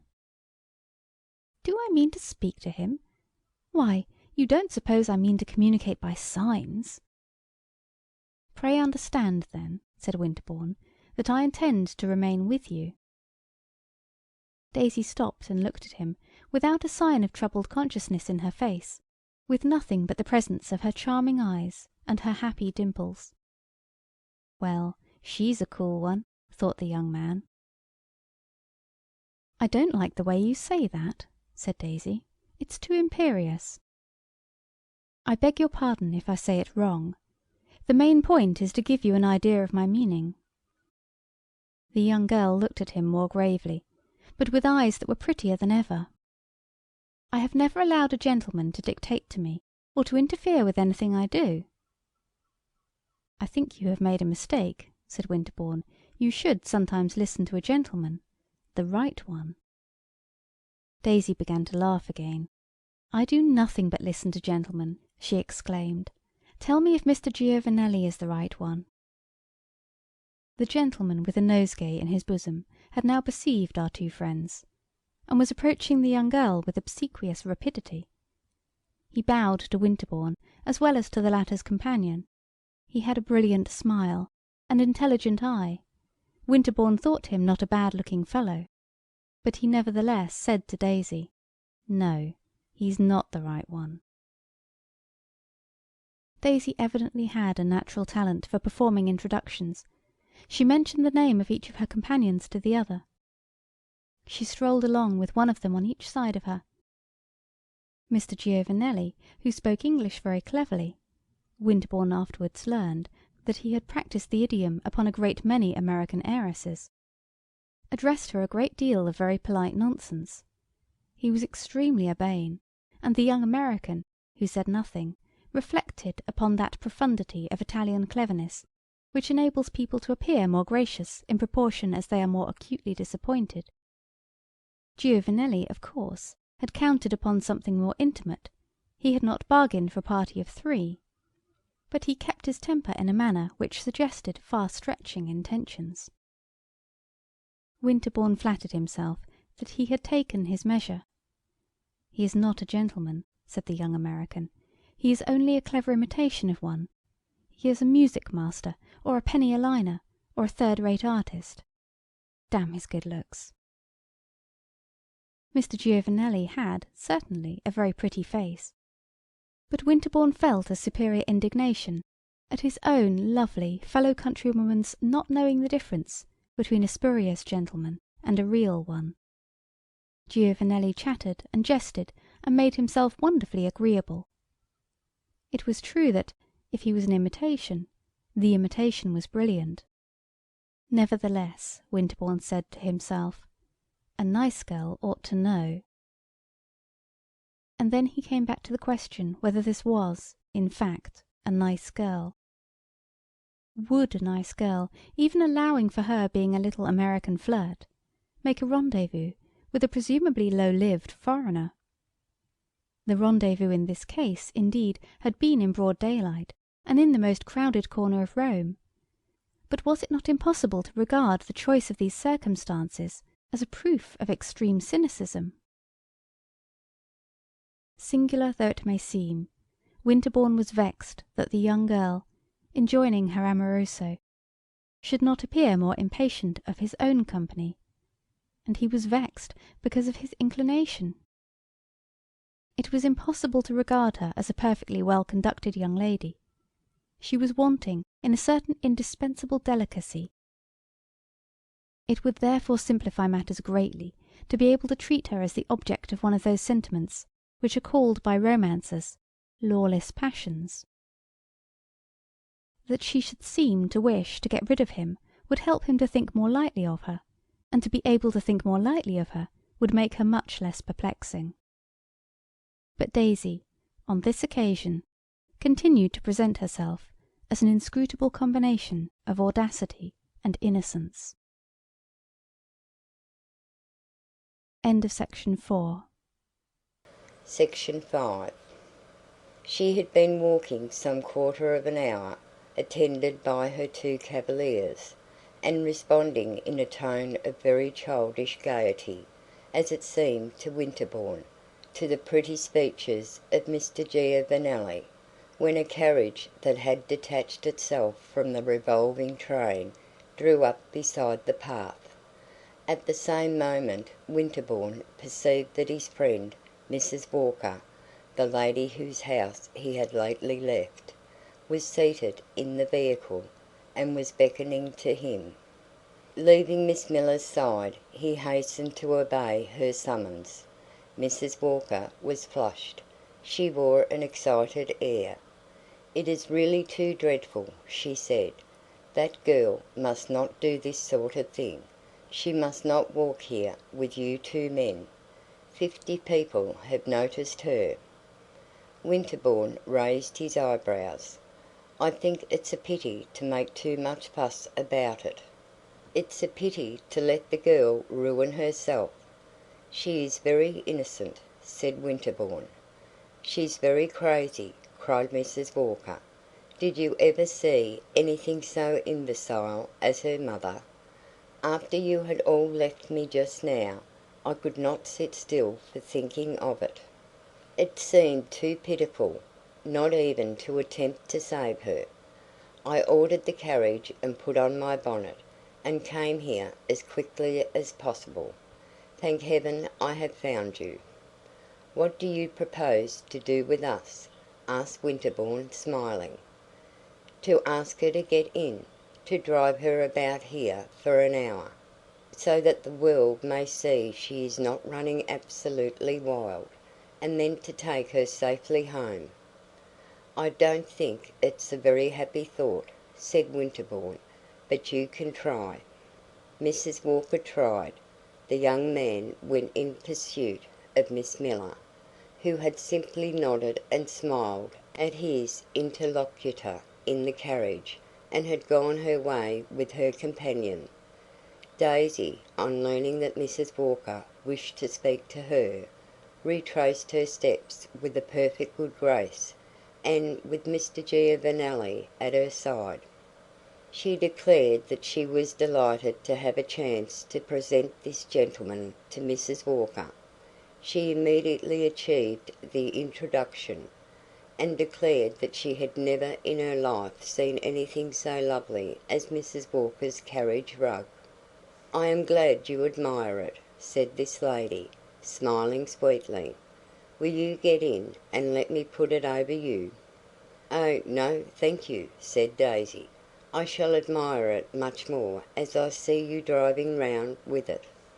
"Do get in and drive with me," said Mrs. Walker. "That would be charming, but it's so enchanting just as I am," and Daisy gave a brilliant glance at the gentleman on either side of her. "It may be enchanting, dear child, but it is not the custom here," urged Mrs. Walker, leaning forward in her victoria, with her hands devoutly clasped. "Well, it ought to be, then," said Daisy. "If I didn't walk I should expire." "You should walk with your mother, dear," cried the lady from Geneva, losing patience. "With my mother, dear!" exclaimed the young girl. Winterbourne saw that she scented interference. "My mother never walked 10 steps in her life. And then, you know," she added with a laugh, "I am more than 5 years old." "You are old enough to be more reasonable. You are old enough, dear Miss Miller, to be talked about." Daisy looked at Mrs. Walker, smiling intensely. "Talked about? What do you mean?" "Come into my carriage and I will tell you." Daisy turned her quickened glance again from one of the gentlemen beside her to the other.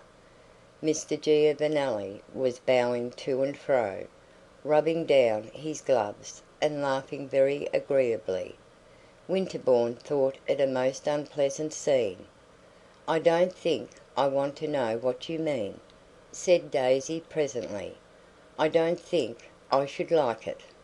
Winterbourne wished that Mrs. Walker would tuck in her carriage rug and drive away, but this lady did not enjoy being defied, as she afterward told him.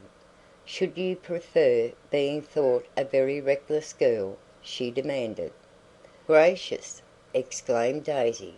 She looked again at Mr. Giovanelli, then she turned to Winterbourne. There was a little pink flush in her cheek. She was tremendously pretty. "Does Mr. Winterbourne think," she asked slowly, smiling, throwing back her head, and glancing at him from head to foot, "that, to save my reputation, I ought to get into the carriage?" Winterbourne coloured. For an instant he hesitated greatly. It seemed so strange to hear her speak that way of her reputation. But he himself, in fact, must speak in accordance with gallantry. The finest gallantry here was simply to tell her the truth, and the truth, for Winterbourne, as the few indications I have been able to give have made him known to the reader, was that Daisy Miller should take Mrs. Walker's advice.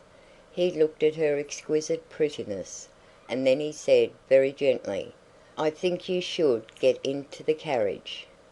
Daisy gave a violent laugh. I never heard anything so stiff.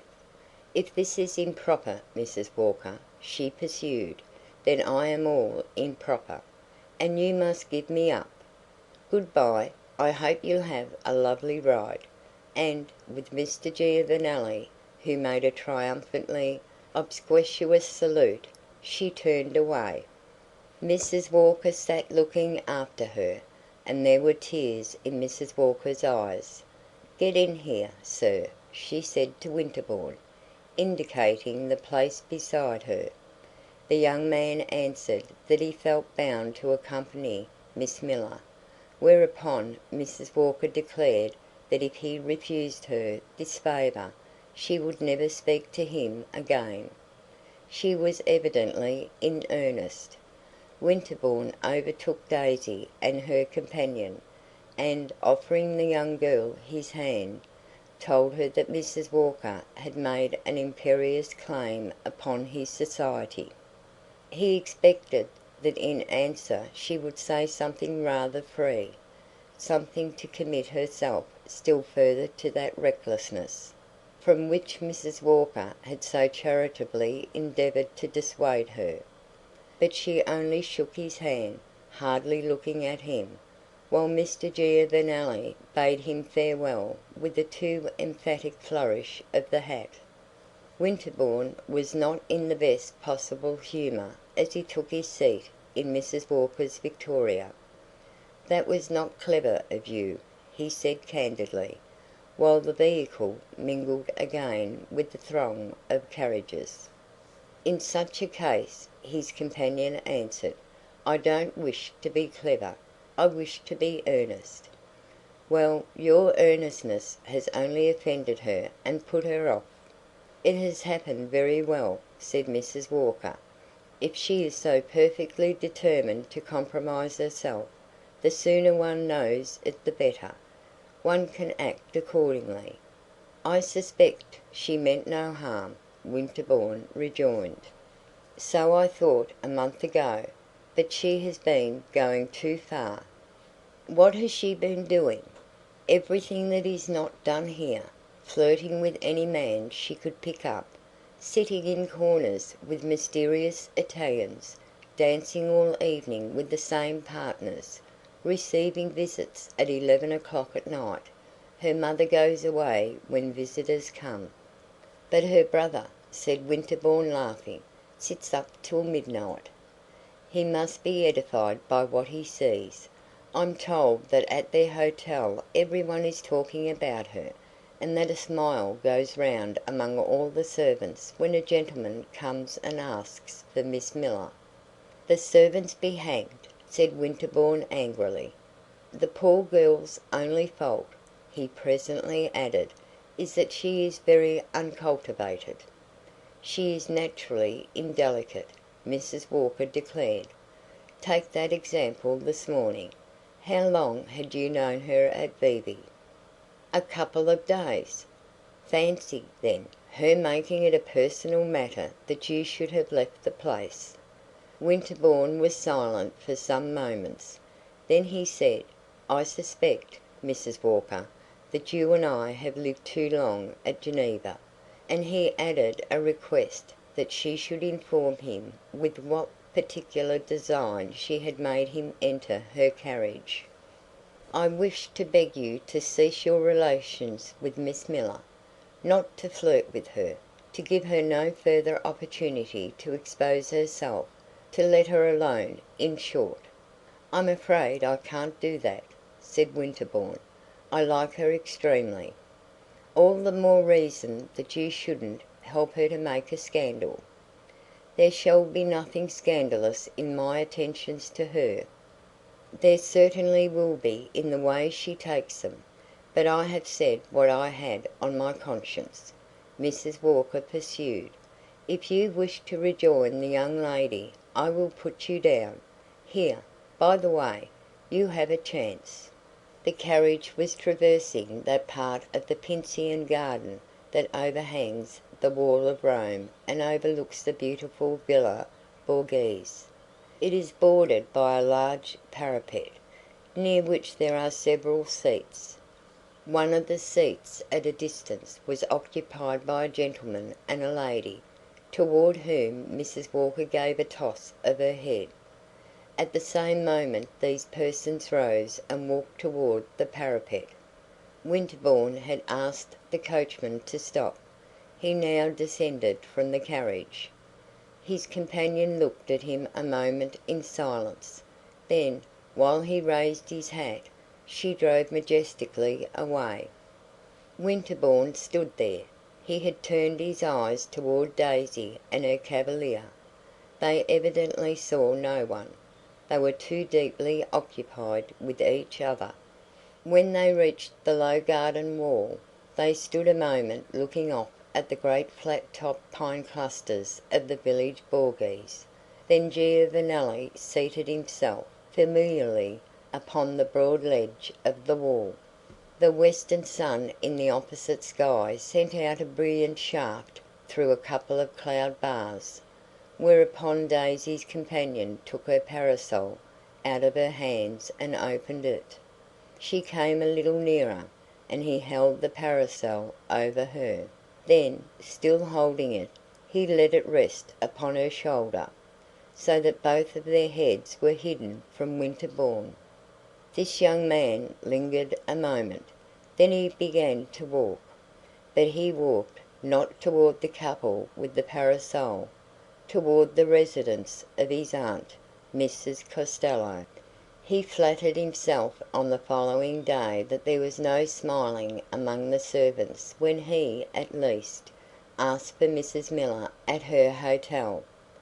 The lady and her daughter, however, were not at home, and on the next day after, repeating his visit, Winterbourne again had the misfortune not to find them. Mrs. Walker's party took place on the evening of the third day, and, in spite of the frigidity of his last interview with the hostess, Winterbourne was among the guests. Mrs. Walker was one of those American ladies who, while residing abroad, make a point, in their own phrase, of studying European society, and she had on this occasion collected several specimens of her diversely born fellow mortals to serve, as it were, as textbooks. When Winterbourne arrived, Daisy Miller was not there, but in a few moments he saw her mother come in alone, very shyly and ruefully.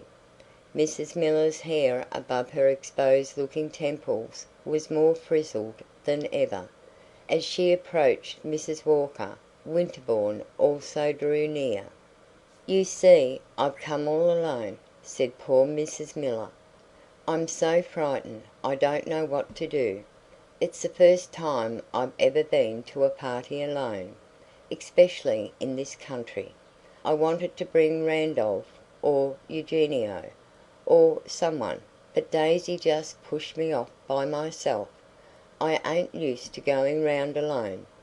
"And does not your daughter intend to favour us with her society?" demanded Mrs. Walker impressively. "Well, Daisy's all dressed," said Mrs. Miller with that accent of the dispassionate, if not of the philosophic, historian with which she always recorded the current incidents of her daughter's career. "She got dressed on purpose before dinner, but she's got a friend of hers there, that gentleman, the Italian, that she wanted to bring. They've got going at the piano. It seems as if they couldn't leave off. Mr. Giovanelli sings splendidly, but I guess they'll come before very long," concluded Mrs. Miller hopefully. "I'm sorry she should come in that way," said Mrs. Walker. "Well, I told her that there was no use in her getting dressed before dinner if she was going to wait 3 hours," responded Daisy's mamma. "I didn't see the use of her putting on such a dress as this to sit round with Mr. Giovanelli." "This is most horrible," said Mrs. Walker, turning away and addressing herself to Winterbourne. "Al suffiche! It's her revenge for my having ventured to remonstrate with her. When she comes, I shall not speak to her." Daisy came after 11 o'clock, but she was not, on such an occasion, a young lady to wait to be spoken to. She rustled forward in radiant loveliness, smiling and chattering, carrying a large bouquet, and attended by Mr. Giovanelli. Every one stopped talking and turned and looked at her. She came straight to Mrs. Walker. "I'm afraid you thought I never was coming, so I sent mother off to tell you. I wanted to make Mr. Giovanelli practice some things before he came. You know he sings beautifully, and I want you to ask him to sing. This is Mr. Giovanelli. You know I introduced him to you. He's got the most lovely voice, and he knows the most charming set of songs. I made him go over them this evening on purpose. We had the greatest time at the hotel." Of all this Daisy delivered herself with the sweetest, brightest audibleness, looking now at her hostess and now round the room, while she gave a series of little pats round her shoulders, to the edge of her dress. "Is there anyone I know?" she asked. "I think everyone knows you," said Mrs. Walker pregnantly, and she gave a very cursory greeting to Mr. Giovanelli. This gentleman bore himself gallantly. He smiled and bowed and showed his white teeth. He curled his moustaches and rolled his eyes and performed all the proper functions of a handsome Italian at an evening party. He sang very prettily half a dozen songs, though Mrs. Walker afterward declared that she had been quite unable to find out who asked him. It was apparently not Daisy who had given him his orders. Daisy sat at a distance from the piano, and though she had publicly, as it were, professed a high admiration for his singing, talked not inaudibly while it was going on.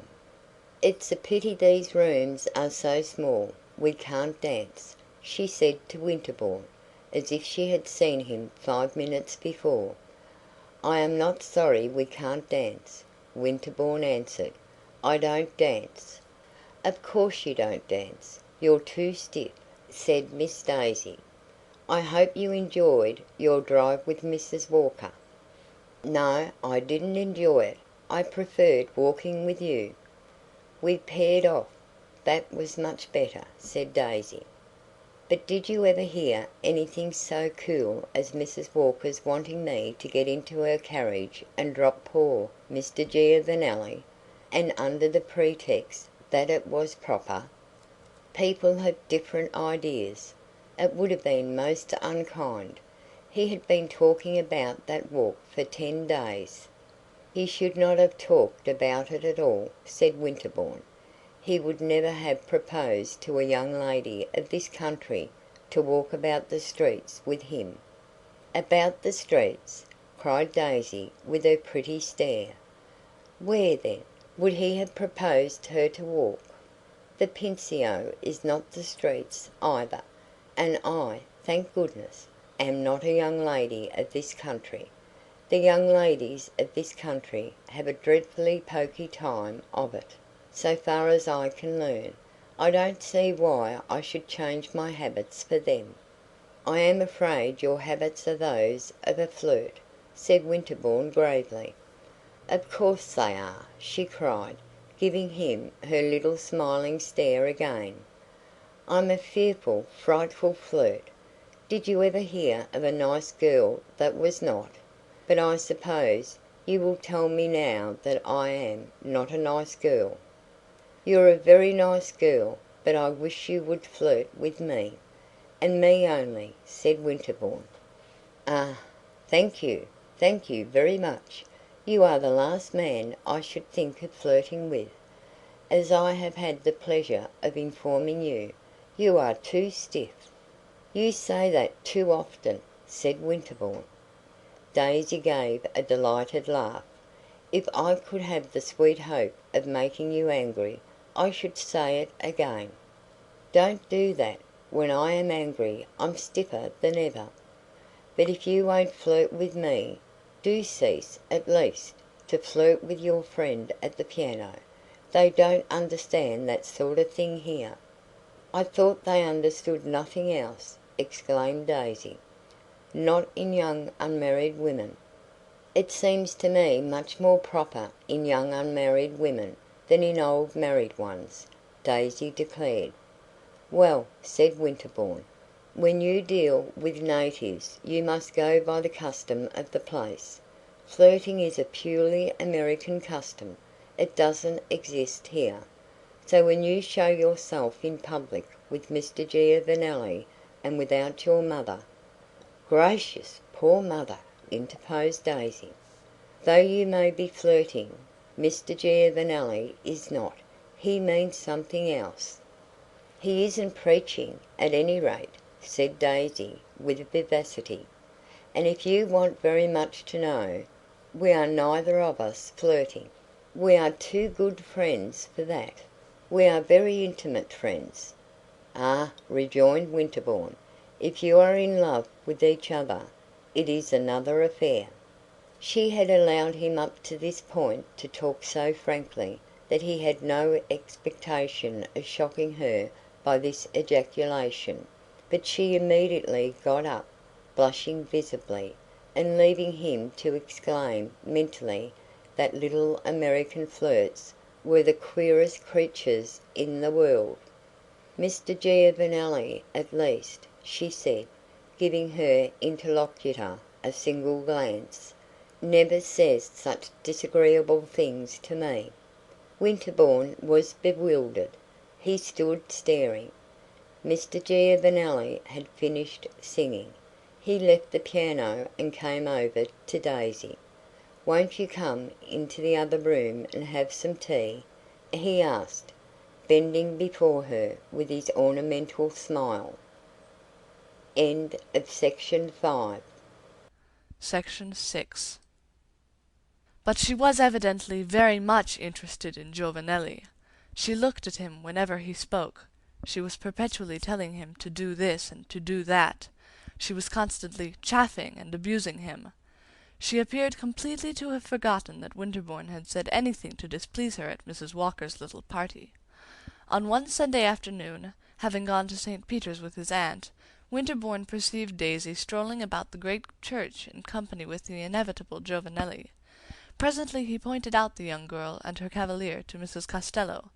This lady looked at them a moment through her eyeglass, and then she said, "That's what makes you so pensive in these days, eh?" "I had not the least idea I was pensive," said the young man. "You are very much preoccupied. You are thinking of something." "And what is it," he asked, "that you accuse me of thinking of?" "Of that young lady's, Miss Baker's or Miss Chandler's, what's her name, Miss Miller's intrigue with that little barber's block." "Do you call it an intrigue?" Winterbourne asked. "An affair that goes on with such peculiar publicity?" "That's their folly," said Mrs. Costello. "It's not their merit." "No," rejoined Winterbourne, with something of that pensiveness to which his aunt had alluded. "I don't believe that there is anything to be called an intrigue." "I have heard a dozen people speak of it. They say she is quite carried away by him." "They are certainly very intimate," said Winterbourne. Mrs. Costello inspected the young couple again with her optical instrument. "He is very handsome. One easily sees how it is. She thinks him the most elegant man in the world, the finest gentleman. She has never seen anything like him. He is better even than the courier. It was the courier probably who introduced him. And if he succeeds in marrying the young lady, the courier will come in for a magnificent commission." "I don't believe she thinks of marrying him," said Winterbourne. "And I don't believe he hopes to marry her." "You may be very sure she thinks of something. She goes on from day to day, from hour to hour, as they did in the Golden Age. I can imagine nothing more vulgar. And at the same time," added Mrs. Costello, "depend upon it that she may tell you any moment she is engaged." "I think that is more than Giovanelli expects," said Winterbourne. "Who is Giovanelli?" "The little Italian. I have asked questions about him and learned something. He is apparently a perfectly respectable little man. I believe he is in a small way a Cavaliere Avvocato, but he doesn't move in what are called the first circles. I think it is really not absolutely impossible that the courier introduced him. He is evidently immensely charmed with Miss Miller. If she thinks him the finest gentleman in the world, he on his side has never found himself in personal contact with such splendor, such opulence, such expensiveness as this young lady's. And then she must seem to him wonderfully pretty and interesting. I rather doubt that he dreams of marrying her. That must appear to him too impossible a piece of luck. He has nothing but his handsome face to offer, and there is a substantial Mr. Miller in that mysterious land of dollars. Giovanelli knows that he hasn't a title to offer. If only he were a count or a marchesa! He must wonder at his luck, the way they have taken him up. He accounts for it by his handsome face, and thinks Miss Miller a young lady que surpasse ses fantaisies," said Mrs. Costello. "It is very true," Winterbourne pursued, "that Daisy and her mamma have not yet risen to that stage of, what shall I call it, of culture at which the idea of catching a count or a marchesa begins. I believe that they are intellectually incapable of that conception." "Ah, but the Avvocato can't believe it," said Mrs. Costello. Of the observation excited by Daisy's intrigue, Winterbourne gathered that day at St. Peter's sufficient evidence. A dozen of the American colonists in Rome came to talk with Mrs. Costello, who sat on a little portable stool at the base of one of the great pilasters. The vesper service was going forward in splendid chants and organ tones in the adjacent choir, and meanwhile, between Mrs. Costello and her friends, there was a great deal said about poor little Miss Miller's going really too far. Winterbourne was not pleased with what he heard, but when, coming out upon the great steps of the church, he saw Daisy, who had emerged before him, get into an open cab with her accomplice, and roll away through the cynical streets of Rome, he could not deny to himself that she was going very far indeed. He felt very sorry for her, not exactly that he believed that she had completely lost her head, but because it was painful to hear so much that was pretty and undefended and natural assigned to a vulgar place among the categories of disorder. He made an attempt after this to give a hint to Mrs. Miller. He met one day in the Corso a friend, a tourist like himself, who had just come out of the Doria Palace, where he had been walking through the beautiful gallery. His friend talked for a moment about the superb portrait of Innocent X by Velázquez, which hangs in one of the cabinets of the palace, and then said, "In the same cabinet, by the way, I had the pleasure of contemplating a picture of a different kind, that pretty American girl whom you pointed out to me last week."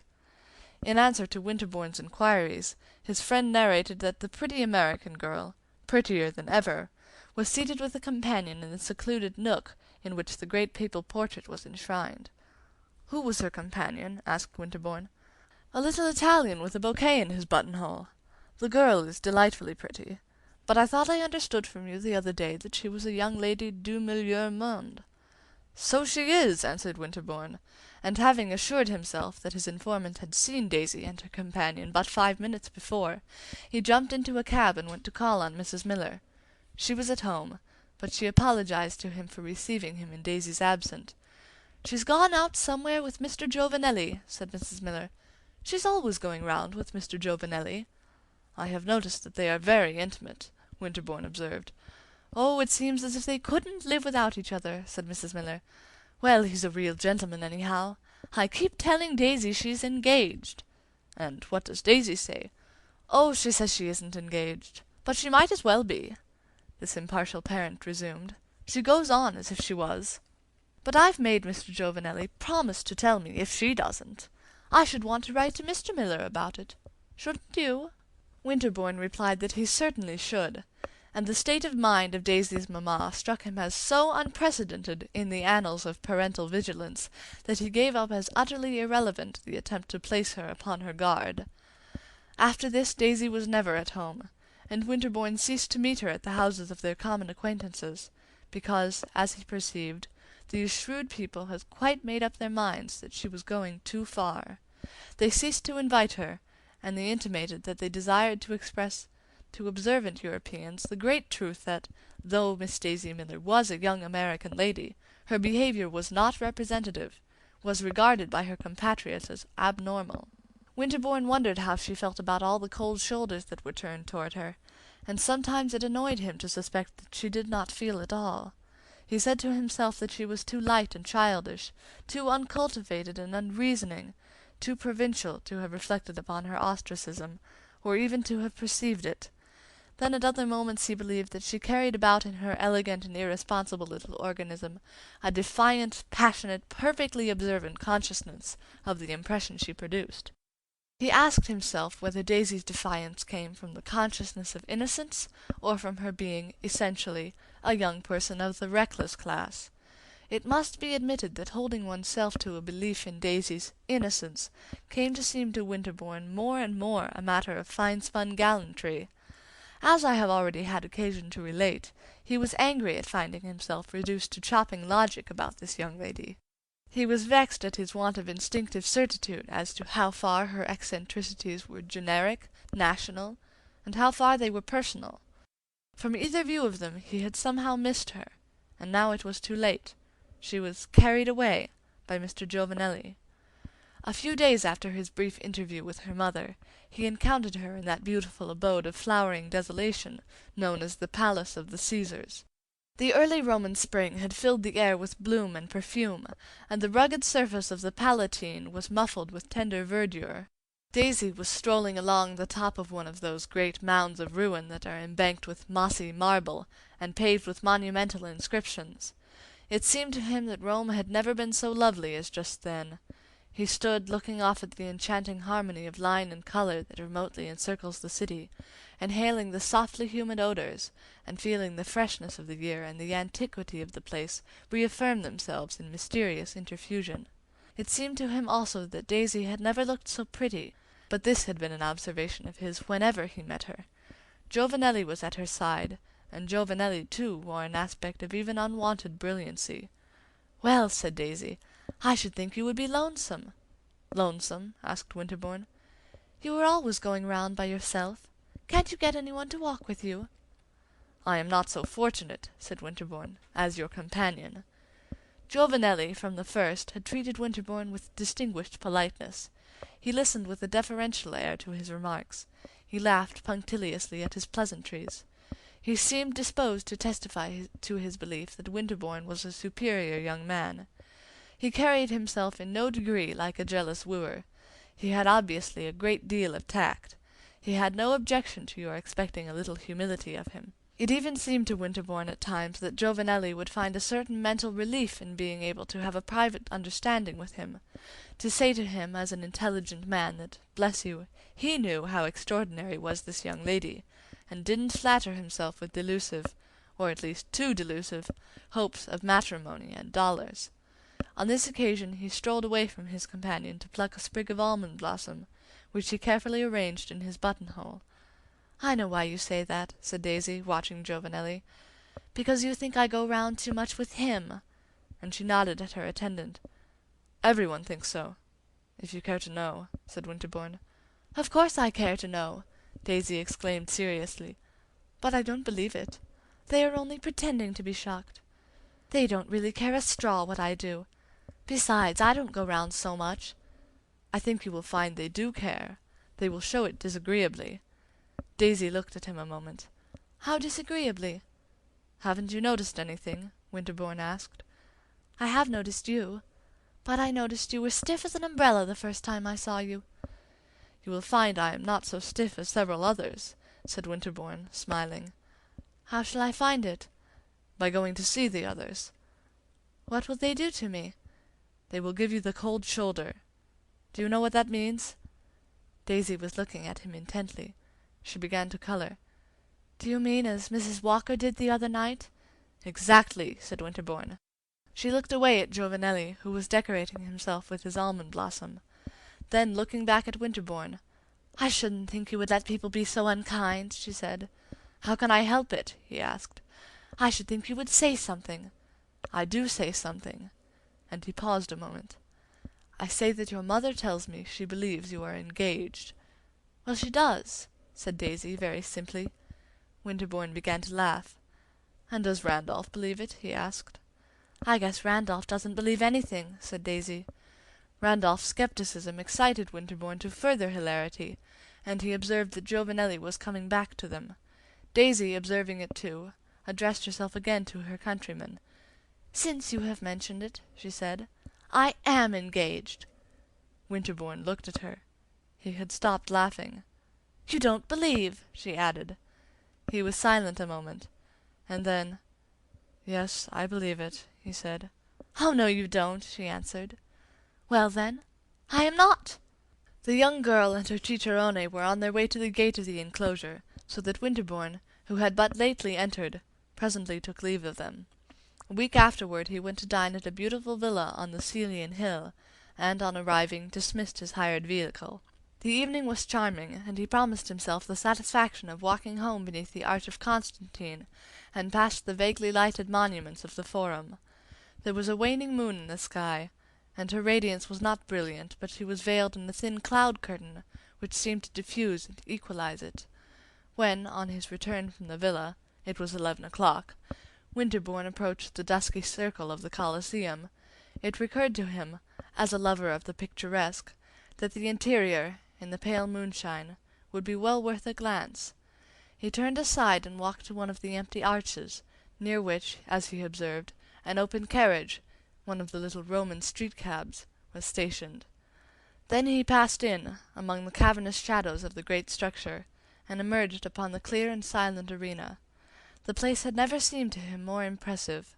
One half of the gigantic circus was in deep shade, the other was sleeping in the luminous dusk. As he stood there he began to murmur Byron's famous lines out of Manfred, but before he had finished his quotation he remembered that if nocturnal meditations in the Colosseum are recommended by the poets, they are deprecated by the doctors. The historic atmosphere was there, certainly, but the historic atmosphere, scientifically considered, was no better than a villainous miasma. Winterbourne walked to the middle of the arena, to take a more general glance, intending thereafter to make a hasty retreat. The great cross in the center was covered with shadow. It was only as he drew near it that he made it out distinctly. Then he saw that 2 persons were stationed upon the low steps which formed its base. One of these was a woman, seated. Her companion was standing in front of her. Presently the sound of the woman's voice came to him distinctly in the warm night air. "Well, he looks at us as one of the old lions or tigers may have looked at the Christian martyrs." These were the words he heard, in the familiar accent of Miss Daisy Miller. "Let us hope he is not very hungry," responded the ingenious Giovanelli. "He will have to take me first. You will serve for dessert." Winterbourne stopped with a sort of horror, and it must be added with a sort of relief. It was as if a sudden illumination had been flashed upon the ambiguity of Daisy's behavior, and the riddle had become easy to read. She was a young lady whom a gentleman need no longer be at pains to respect.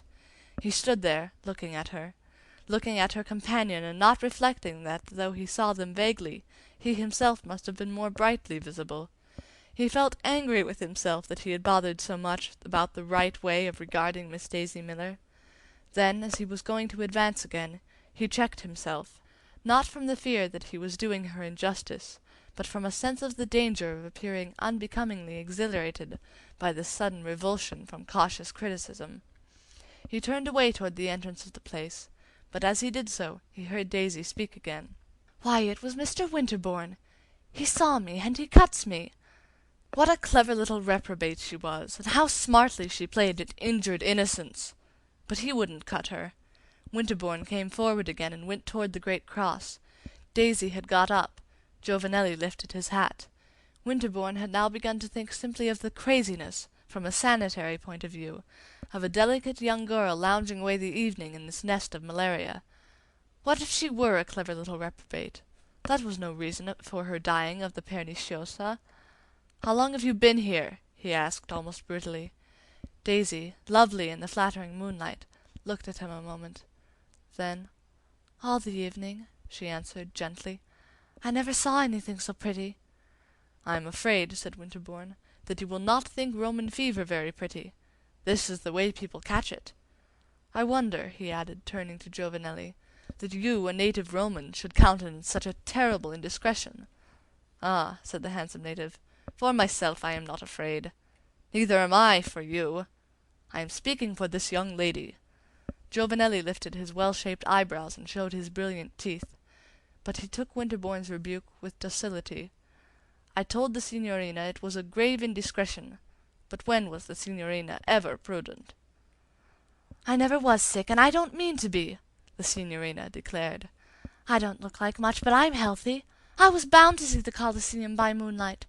I shouldn't have wanted to go home without that. And we've had the most beautiful time, haven't we, Mr. Giovanelli? If there has been any danger, Eugenio can give me some pills. He has got some splendid pills." "I should advise you," said Winterbourne, "to drive home as fast as possible and take one." "What you say is very wise," Giovanelli rejoined. "I will go and make sure the carriage is at hand." And he went forward rapidly. Daisy followed with Winterbourne. He kept looking at her. She seemed not in the least embarrassed. Winterbourne said nothing. Daisy chattered about the beauty of the place. "Well, I have seen the Colosseum by moonlight," she exclaimed. "That's one good thing." Then, noticing Winterbourne's silence, she asked him why he didn't speak. He made no answer. He only began to laugh. They passed under one of the dark archways. Giovanelli was in front with the carriage. Here Daisy stopped a moment, looking at the young American. "Did you believe I was engaged the other day?" she asked. "It doesn't matter what I believed the other day," said Winterbourne, still laughing. "Well, what do you believe now?" "I believe that it makes very little difference whether you are engaged or not." He felt the young girl's pretty eyes fixed upon him through the thick gloom of the archway. She was apparently going to answer, but Giovanelli hurried her forward. "Quick, quick!" he said. "If we get in by midnight we are quite safe." Daisy took her seat in the carriage, and the fortunate Italian placed himself beside her. "Don't forget Eugenio's pills," said Winterbourne, as he lifted his hat. "I don't care," said Daisy in a little strange tone, "whether I have Roman fever or not." Upon this the cab driver cracked his whip, and they rolled away over the desultory patches of the antique pavement. Winterbourne, to do him justice, as it were, mentioned to no one that he had encountered Miss Miller at midnight in the Colosseum with a gentleman, but nevertheless a couple of days later the fact of her having been there under these circumstances was known to every member of the little American circle, and commented accordingly. Winterbourne reflected that they had of course known it at the hotel, and that after Daisy's return there had been an exchange of remarks between the porter and the cab driver, but the young man was conscious, at the same moment, that it had ceased to be a matter of serious regret to him that the little American flirt should be talked about by low-minded menials. These people, a day or two later, had serious information to give. The little American flirt was alarmingly ill. Winterbourne, when the rumor came to him, immediately went to the hotel for more news. He found that 2 or 3 charitable friends had preceded him, and that they were being entertained in Mrs. Miller's salon by Randolph. "It's going round at night," said Randolph. "That's what made her sick. She's always going round at night. I shouldn't think she'd want to. It's so plaguey dark. You can't see anything here at night, except when there's a moon. In America there's always a moon." Mrs. Miller was invisible. She was now, at least, giving her daughter the advantage of her society. It was evident that Daisy was dangerously ill. Winterbourne went often to ask for news of her, and once he saw Mrs. Miller, who, though deeply alarmed, was, rather to his surprise, perfectly composed, and, as it appeared, a most efficient and judicious nurse.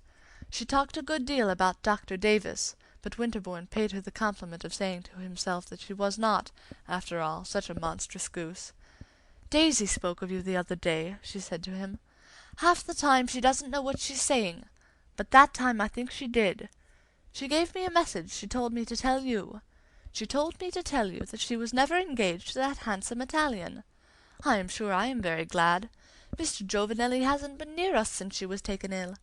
I thought he was so much of a gentleman, but I don't call that very polite. A lady told me that he was afraid I was angry with him for taking Daisy round at night. Well, so I am, but I suppose he knows I'm a lady. I would scorn to scold him. Anyway, she says she's not engaged. I don't know why she wanted you to know, but she said to me 3 times, 'Mind you tell Mr. Winterbourne.' And then she told me to ask you if you remembered the time you went to that castle in Switzerland. But I said I wouldn't give any such messages as that. Only if she is not engaged, I'm sure I'm glad to know it." But, as Winterbourne had said, it mattered very little. A week after this the poor girl died. It had been a terrible case of the fever. Daisy's grave was in the little Protestant cemetery, in an angle of the wall of Imperial Rome, beneath the cypresses and the thick spring flowers. Winterbourne stood there beside it with a number of other mourners, a number larger than the scandal excited by the young lady's career would have led you to expect. Near him stood Giovanelli, who came nearer still before Winterbourne turned away. Giovanelli was very pale. On this occasion he had no flower in his buttonhole. He seemed to wish to say something. At last he said, "She was the most beautiful young lady I ever saw, and the most amiable." And then he added in a moment, "And she was the most innocent." Winterbourne looked at him and presently repeated his words, "And the most innocent, the most innocent." Winterbourne felt sore and angry. "Why the devil," he asked, "did you take her to that fatal place?" Mr. Giovanelli's urbanity was apparently imperturbable. He looked on the ground a moment, and then he said, "For myself I had no fear. And she wanted to go. That was no reason," Winterbourne declared. The subtle Roman again dropped his eyes. "If she had lived, I should have got nothing. She would never have married me, I am sure. She would never have married you. For a moment I hoped so. But no, I am sure." Winterbourne listened to him. He stood staring at the raw protuberance among the April daisies. When he turned away again, Mr. Giovanelli, with his light, slow step, had retired. Winterbourne almost immediately left Rome, but the following summer he again met his aunt, Mrs. Costello, at Vevey. Mrs. Costello was fond of Vevey. In the interval Winterbourne had often thought of Daisy Miller and her mystifying manners. One day he spoke of her to his aunt, said it was on his conscience that he had done her injustice. "I am sure I don't know," said Mrs. Costello. "How did your injustice affect her?" "She sent me a message before her death, which I didn't understand at the time. But I have understood it since. She would have appreciated one's esteem." "Is that a modest way," asked Mrs. Costello, "of saying she would have reciprocated one's affection?" Winterbourne offered no answer to this question, but he presently said, "You were right in that remark you made last summer. I was booked to make a mistake. I have lived too long in foreign parts." Nevertheless he went back to live at Geneva, whence there continue to come the most contradictory accounts of his motives of sojourn.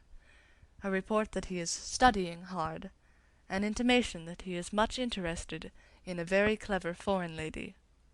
End of Section 6.